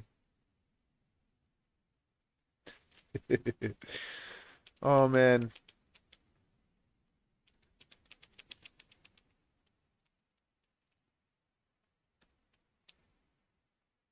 they're good. I actually just got a Leachianis and a Chihuahua. So excited about those. And with the crested geckos, I got a lily white and a charcoal. So growing those too. But same kind of thing with the boas. Lots of people don't want to spend $1,000 on a crested gecko, but to me, if you're gonna get a crested gecko for $50 or $100 and just start breeding them and sell a whole pile of $50, $100 geckos, you're not going anywhere. So I got one pair of crested geckos that are just kind of like a Dalmatian because I liked how it looked, and a Harlequin or a I don't know what it is. They're just I liked how they looked. I bred them. I really enjoyed them. So I decided that I'd get the top of the line ones. So instead of getting a whole pile of them, I just want to have the top of the line ones, have a couple pairs, and just work with those. Because that way I'm not taking care of as many and they're more valuable. So less whenever you put that money in the first place, they end up being less expensive because you don't have a ton of them. So if let's say you get a whole pile of I think you should really specialize. So if you wanted a lychee, get your lychee, get a female, raise it, and then get a male. You're going to spend a few $1,000s, but then you have the largest gecko in the world. It's so cool. And you will eventually spend $1,000 if you get a whole pile of little ones. So you save, you get that one, and then you have that epic animal, and you take really good care of it. And then later on, when you have babies, you're gonna get the money back. I haven't lost any money in reptile breeding. Every single time that I've spent money on reptiles, I've got the money back. And many times I've been able to sell animals for more than I bought them for. VPI IMG female. Yes. It's a VIP motley. What's so special about it? Tell me about this VIP motley. I never heard of VIP before. Yeah, VIP IMGs are expensive everywhere. But if that's what you want to get into, I suggest saving the money and getting it. Because when I first got into this, I wanted a moon glow just like GC Constrictors. So what I did is I bought two hypo. So I bought two hypos that were het moon glows. So I got a female hypo that's het IMG that's het albino and anery, and I got a male hypo that's het anery and albino. And now I raised these snakes, and the funniest thing is that my first snake is an anery albino. My first boa is an anery albino. So, because I didn't understand how genes work, I ended up buying that pair that were hypo het moonglow when all I needed was that female. Because that female, later on I did breed to my anery het albino, so that I didn't interbreed brother and sister, because I bought a pair, and lots of the time you get a pair, you get a brother and a sister. So I didn't end up breeding those snakes that I was going to try and make moonglows with. I ended up breeding the hypo het moonglow to an anery het albino, and then I got my moonglows, and it was extra good because they weren't related to each other. And then I had that extra snake that I used for other things. But now I have a hypo het moonglow male that I'm going to sell because I don't want to breed him to anything. And I have that anery albino that I'm going to sell because I don't want to breed him to anything. Because I don't want to breed these like $300 snakes to anything. Because it's just, I look at a female as so valuable. Why would I breed a $300 male to her when I can breed a $2,000 male to her? It doesn't make any sense to do it the other way. And spending, yeah, I know I was teasing you about the VIP thing. Spending the money on the two hets ends up costing you more because you're going to take 4 years before you get your first moonglow. So on the other hand, you get your moonglow, and in 4 years you can make a ton more moonglows, or you can be somewhere else on the project because you're using those original animals to make the moonglow, and then those original animals become way less valuable to you. So you're better off starting off with that most valuable animal, saving the 4 years, and then 4 years down the road, you're just making more of those really expensive animals. It ends up being way better. How large of a cage would I be expecting for a Superdwarf? Okay, so the Superdwarfs are bigger than most people are making them out to be. And that's something that I kind of have problems with. So I'll show you what I think the ideal home would be for an adult Superdwarf. It's right in this room. Because I ended up getting one for my biggest one. You see over here? Oh, you can't hear me because of the microphone. So I'm picking up the microphone and I'm going as far as the cord reaches. So this right here is it's 5 feet long and it's 3 feet tall, and I got it built for Queen because I'm like, she deserves a better home. It cost $800, which is pretty good. It's made out of like wood or something. It's heavy as crap. So I really like the idea of making these homes, and I'm slowly going to do it for my boas too, but they're not going to be as big because right now my boas are in 4 feet by 2 feet by kind of like 1 foot. So what I'm going to start doing is selling my older snakes, keeping less of them, and putting them in 4 by 2 by 2. But with Super Dwarfs, I think that they do best in something like this. It's 5 feet by 3 feet by 2 feet. So it's 2 feet wide, it's 3 feet tall, and it's 5 feet long. And it has a shelf in the middle of it. So like basically in one back corner, it has a shelf that the snake can go on. And then the shelf has a dowel that is connected from its side to the wall. So it has basically a perch where it can go perch, it has a shelf where it can hang out, and then like giving it a bit of UV, giving it heat, trying to do the heat from on top. And well, you want to give them that. You want them to have that exercise. You want them to have good muscle tone.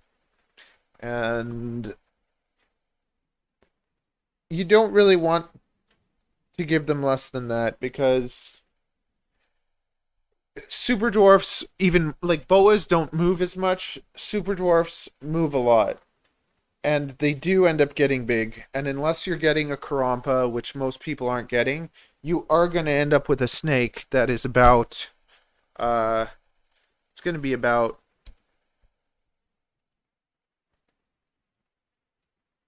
8 to 14 feet is what you're usually going to be looking at.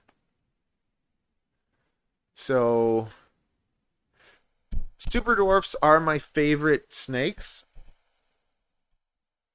but they require more effort. They require more time.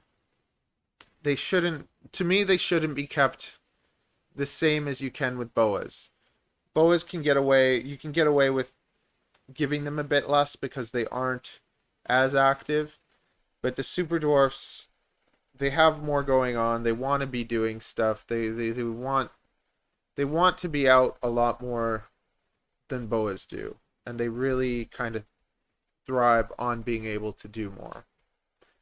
How large do I keep?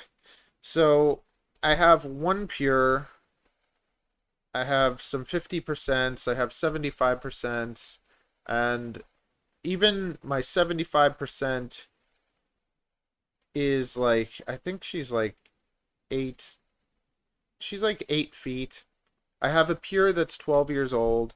She's 11 feet, and that's what I got that for her.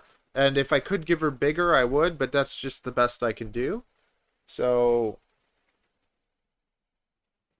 this is probably going to be my first year actually getting super dwarf babies, and it's something that I feel a little funny about, because I don't feel bad or guilty or anything when I sell boas when they go to homes. I think people can take really good care of them. But with super dwarfs, I think that they are, I don't, if it's going to be your only pet, let's say you're going to only have a super dwarf and you're going to spend a ton of time with it, then it could be a good pet.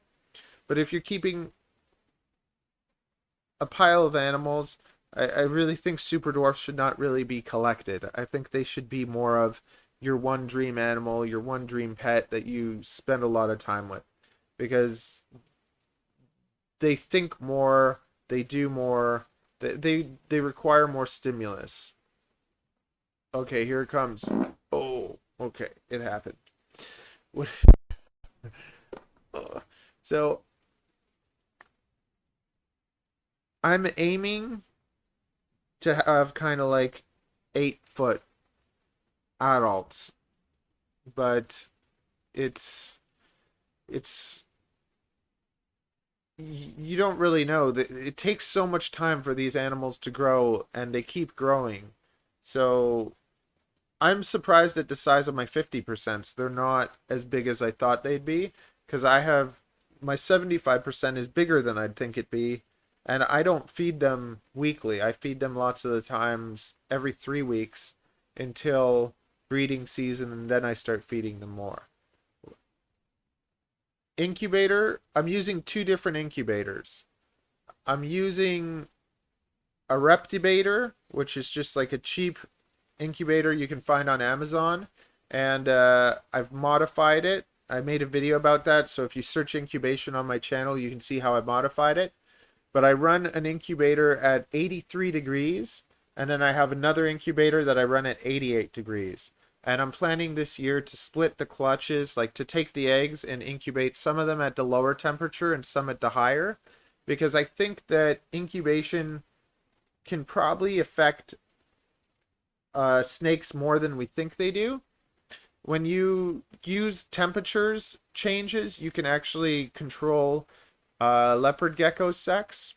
So leopard geckos, if you incubate them at about 83 degrees, most of them end up being females. So I incubate all my leopard geckos at 83 degrees. I don't try to make any males because females can be great pets and you can keep kind of more of them. With a male, you can't keep them together. Lots of people are really anti cohabitation. I'll talk to you guys about that a bit because I think cohabitating is fine as long as it's done properly, as long as you can separate them. I think that animals do benefit from being around other ones, even though lots of people disagree. But all of the problems that are happening with cohabitation are from idiots. Like it's from people that don't know what they're doing. They're trying to save space. They're either underfeeding, like if you have two hungry animals together, you can end up with a problem. If you have two males together, you're going to have a problem. If you're feeding them together, you're going to have a problem. If all these things can happen. But other things that can happen, let's say you have a female that's kind of more like finicky, more nervous. I've actually found when I take two females that are more nervous and I put them together, they end up becoming more docile. Just like when you take a male that wants to breed, you put him with a female, he just calms down. There's something about certain animals, when you put them together, they calm down. And then there's others where it's not like that. The biggest thing that has to be done when you're keeping any animals together is that you separate them when you feed them. They have to be separated when you feed them, and they should be left alone for like 3 days after feeding them. They shouldn't be put together until they've had like a few days to digest a bit, and then they can be put back together. But when they're kept together, you have to clean them way more. You have to like keep an eye out on them more, and you have to be able to separate them to feed them. But I've been keeping snakes together for a long time and have had no problems at all. But not a lot. Like I'll grow females in pairs lots of the time. And I've tested it out for a long time. My cresties I do at room temperature. So with the cresties, I have no idea with the male or female or what goes on. I just raise them until I know what sex they are before I sell them. Or I sell all the ones that I'm not really that attracted to. And I keep the prettiest ones. I wait to see if they're female. And if they're female, I'll most likely keep them because I'm trying to start a group. Eventually my cresty group is going to be 6 females, and I'm going to leave it at that. So I'll keep working with them, and I'll just keep the 6 best ones, and I'll sell everything else. 6 seems to be the number. I'm trying to keep 6 female boas, 6 female crested geckos, 6 female leopard geckos, and kind of have these groups of 6 females and 2 males for everything other than boas. And then with boas, probably 1 male for each female at the most. That's kind of my system for like how I can kind of produce a little bit of everything and keep it balanced without it going crazy. I use vermiculite. Vermiculite is my favorite for incubation. I've tried perlite. I didn't like it. It didn't absorb the water well enough and the eggs got wet. Things went wrong. I tried cocoa coir, but vermiculite and dumping springtails in with the eggs. So if you dump springtails into vermiculite when you put the eggs in, the springtails keep the eggs brand new.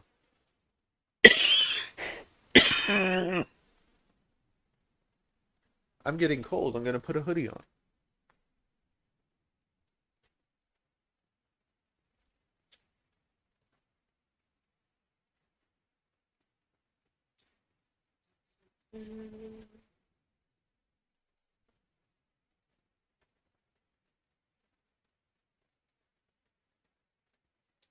Ask away, though. Ask away.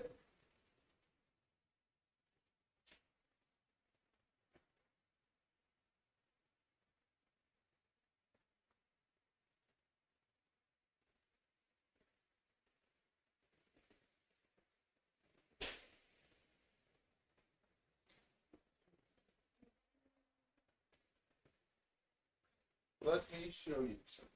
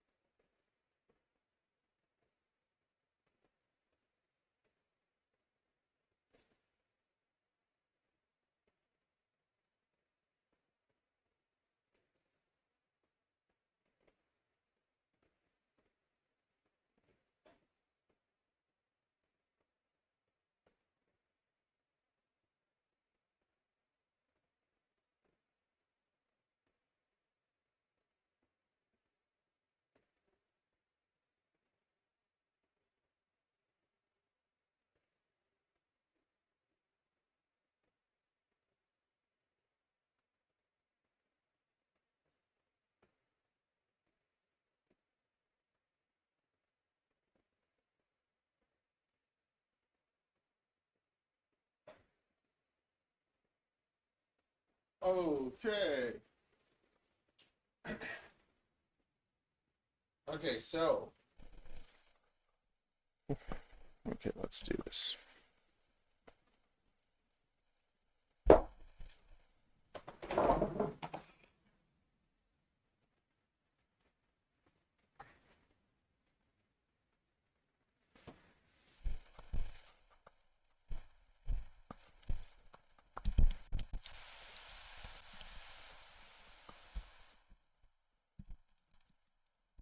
So this is a 75% Superdwarf named Ivy. She's my first Superdwarf. And I'd say she's about 8 feet long. Denton, I have a boa breeding video. And that boa breeding video covers everything I do to breed my boas. So if you look under my playlists, I have a playlist called Breeding Boas. And that'll basically go through everything I do to breed boas.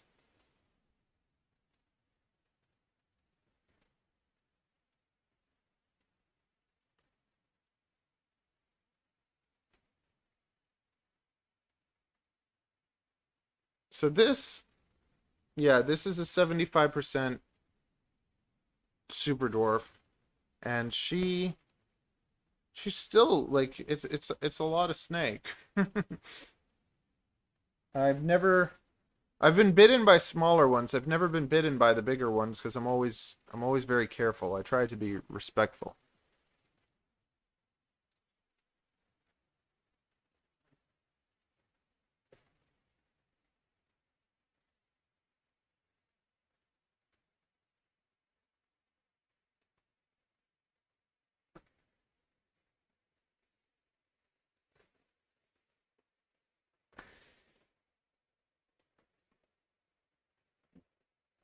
But I don't I do not drop the temps. I'm in Canada, so we have cold winters and the temperatures automatically drop, the pressures automatically drop. So I use feeding.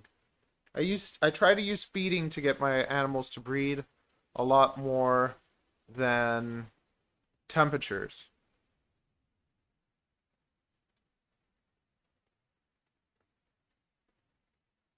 If you were somewhere that's really hot, then it would make sense because the normal temperatures are going to be warmer. But here, if I drop the temperatures, plus it's Canada and it's cold, I don't want any animals getting sick. I have a terrible cough. I always have.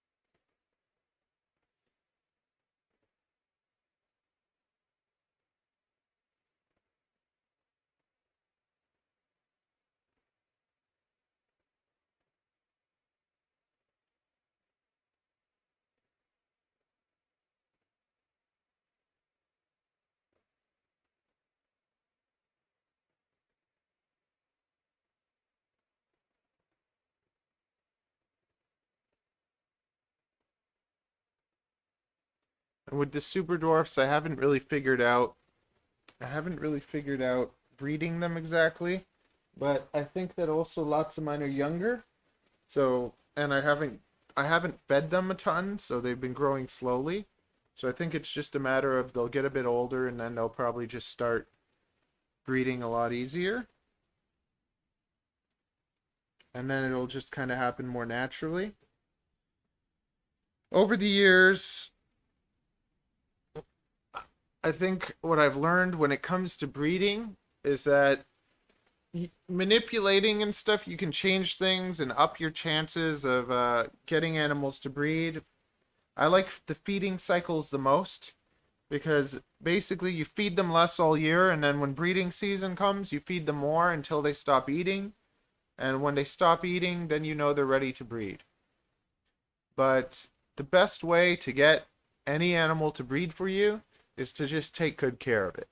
So if you take good care of your animals and you make sure that they're healthy and you just kind of get used to taking good care of them, they're going to start just breeding for you on their own.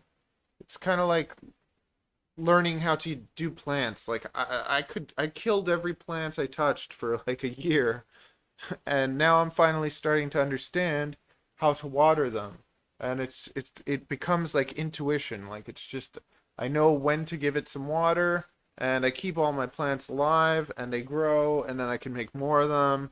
And breeding plants has become almost like a bit of a hobby, just with like plants that are really easy to keep, and then slowly going to get into plants that are a little bit harder to keep, but you kind of figure out how to take care of them just in a natural way, and they start doing well.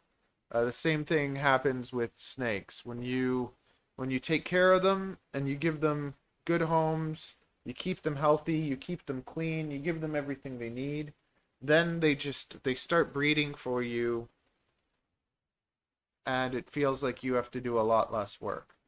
So I have animals breeding left, right, and center, and I'm kind of at the point where lots of the time I put animals together, and if they breed, great, and if they don't, I don't really care. And because of that, it's like I'll always have, oh, now these are happening, now those are happening, now I have these, now I have those. I am super excited to eventually get some super dwarfs, and it might happen this year, but if it doesn't, there's always next year. I'm not really in a rush to make a ton of these snakes because these snakes they are a lot more to handle. They're a lot more active. I can hang out here with my boa all day, and it's not gonna try and get away. With the retics, they wanna go explore. And it's just they get a big size, and if you're in an area where people get scared of them, like you don't have a big property or something, it it stinks that like my biggest super dwarf I don't take outside because I don't want to scare anyone. I don't want people to like report me. I don't want to get in any trouble. But I do want the snake to be able to go outside, get some sunlight, get some exploring done. So sometimes me and my buddy will go drive somewhere where no one's around and just let the bigger snakes get out and explore and do things. Yeah, they and size doesn't matter as much as personality. Like if you get a big animal that's sweet, that's all that matters. But even these big, like Ivy's sweet, but she's still you still got to be kind of on your toes with her anytime you take her out. You always have to be extra respectful, and you have to really pay attention because and I don't let Avery near their heads because who knows? I'm not really scared of them biting her, but if they were, what it would do, like what it would do to everything. I really don't like getting animals to bite you for like I've never been the person that will try and get attention like that.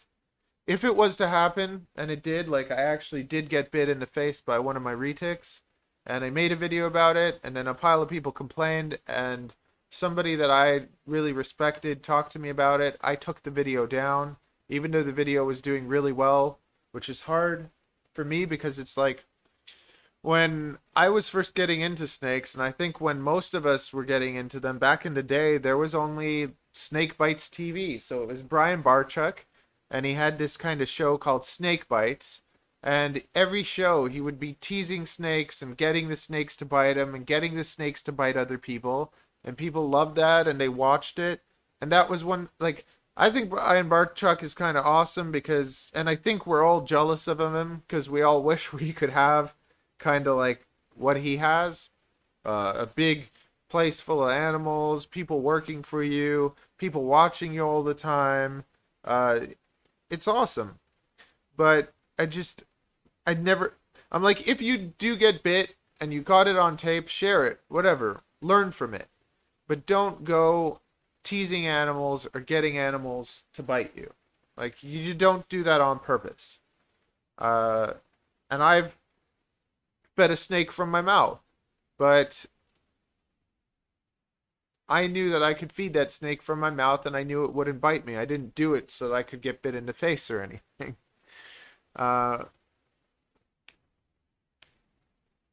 It is better to portray them in a good light, and accidents can happen, but anytime that you get bit by a snake, it's your own damn fault. And I let Avery play with little snakes, and sometimes she'll be a little rougher than she should be, and sometimes she'll get bit by a baby snake, and that to me teaches her to respect them more. But I wouldn't let her hang out with bigger snakes that could hurt her, because if my daughter ever got bit by a big snake, it ruins everything. Then it becomes I'm this crazy guy that puts my daughter in danger, and I don't want to be that person. I'm not that person. So people portray snakes in such a bad light, but it's like dogs have damaged so many people. Last year there were 49 deaths from dogs. There were no deaths by boa constrictors strangling anyone.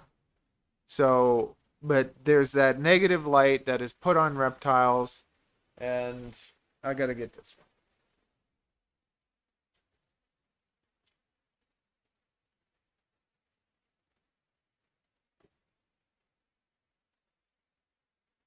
So there's a negative light that is put on reptiles, and you don't want to add to that. You want to take that away.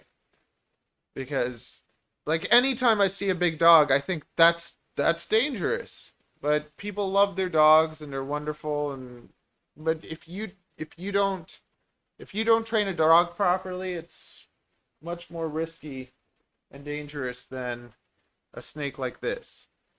And I've handled Ivy quite a bit, but still, I haven't put as much time into her as I would like to. And she is a head albino, so I'm basically growing her and gonna make some more 75% albinos. And then after that, I'm probably gonna be selling her and then working more with the albinos. But she is like 4 years old, and I did not feed her heavy at all. She eats a large meal every 3 weeks, and I didn't rush to get her big. I didn't push her to try and get her breeding, but this is a 75%, and it's pretty big. It's pretty long, and if you know what you're doing, it's okay, but to me, this is not a beginner snake. It's smart. It knows where it wants to go. It wants to do stuff. It doesn't just want to hang out with you and be nice the way that a boa will. Like it's constantly moving. It's constantly like wanting to do stuff. It's thinking. It doesn't really want to play with me. It doesn't want me to like hang out and pet its head. And I do have another one, Jasmine, that is more like that. But Ivy's like this. Like she just they don't want to stop. They want to keep going. They want to keep exploring. So I'm gonna put her back, and can I grab? No, I just fed Jasmine. I don't like bringing the ones that I fed to recently because I don't want to get poop on the couch or I'm gonna be murdered. Yeah, I'm gonna switch her out.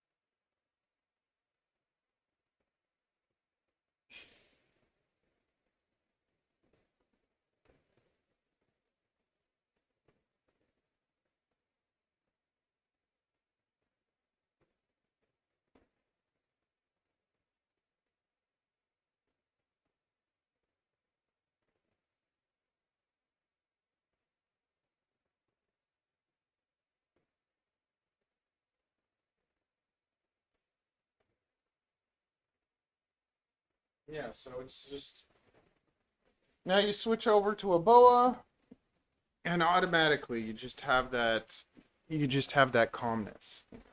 Yeah.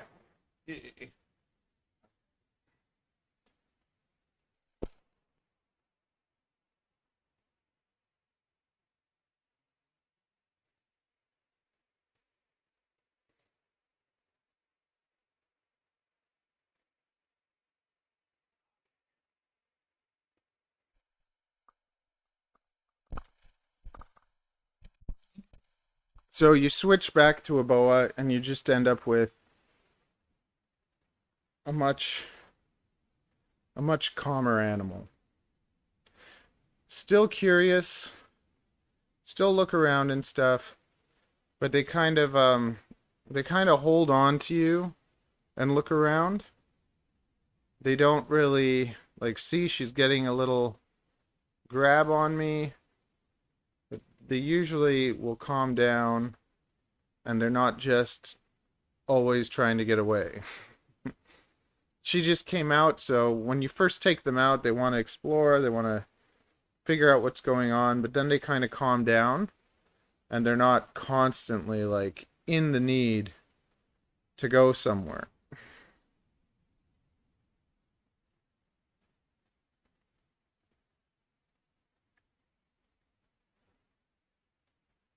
This is my favorite ghost. And it's like I should have kept the fancier one, but like the motley anery ghost, and I have a male, but for females I just kept this one because she was just the brightest.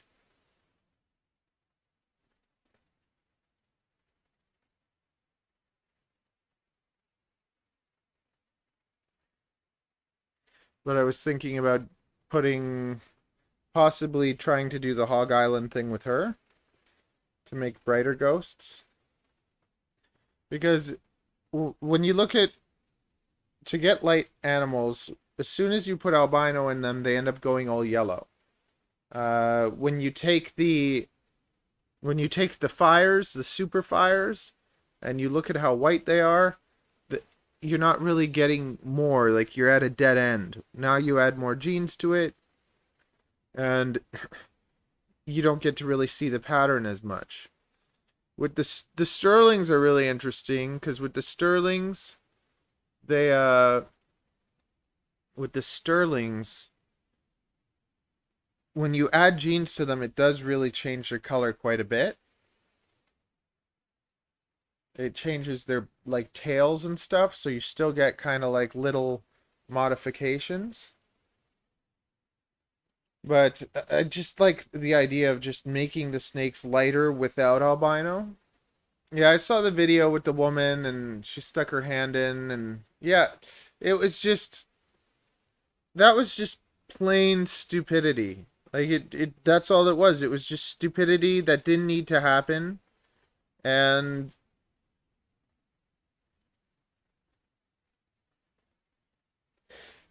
it's just what's hard about these situations is that this lady, the amount of viewership, the amount of attention she got, even though it was negative attention, it was still attention. And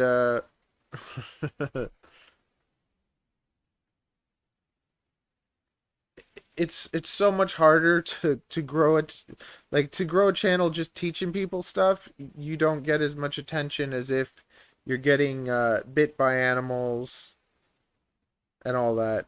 But I'm in a community too where if any of that, if I get bit by something, I put it on the video and it grows, then the next thing you know, I got a whole pile of people in the community coming after me saying like, dude, why are you doing that? You're showing the animals in a negative light. And then I have to see these people at all the reptile shows. My camera battery is dying. So I think that this is going to be a wrap. It was fun. And I'm going to do this every Sunday. I'm going to do like 9 to 10. So you want to chat more, come on next Sunday, 9 o'clock. And slowly grow this into more people and more fun. But I have about a 40-minute basics to Boas video that I'm working on all day today. So I'll have that up hopefully by the end of the day. And Jostler's Jungle basically has the most popular, the basics of Boas.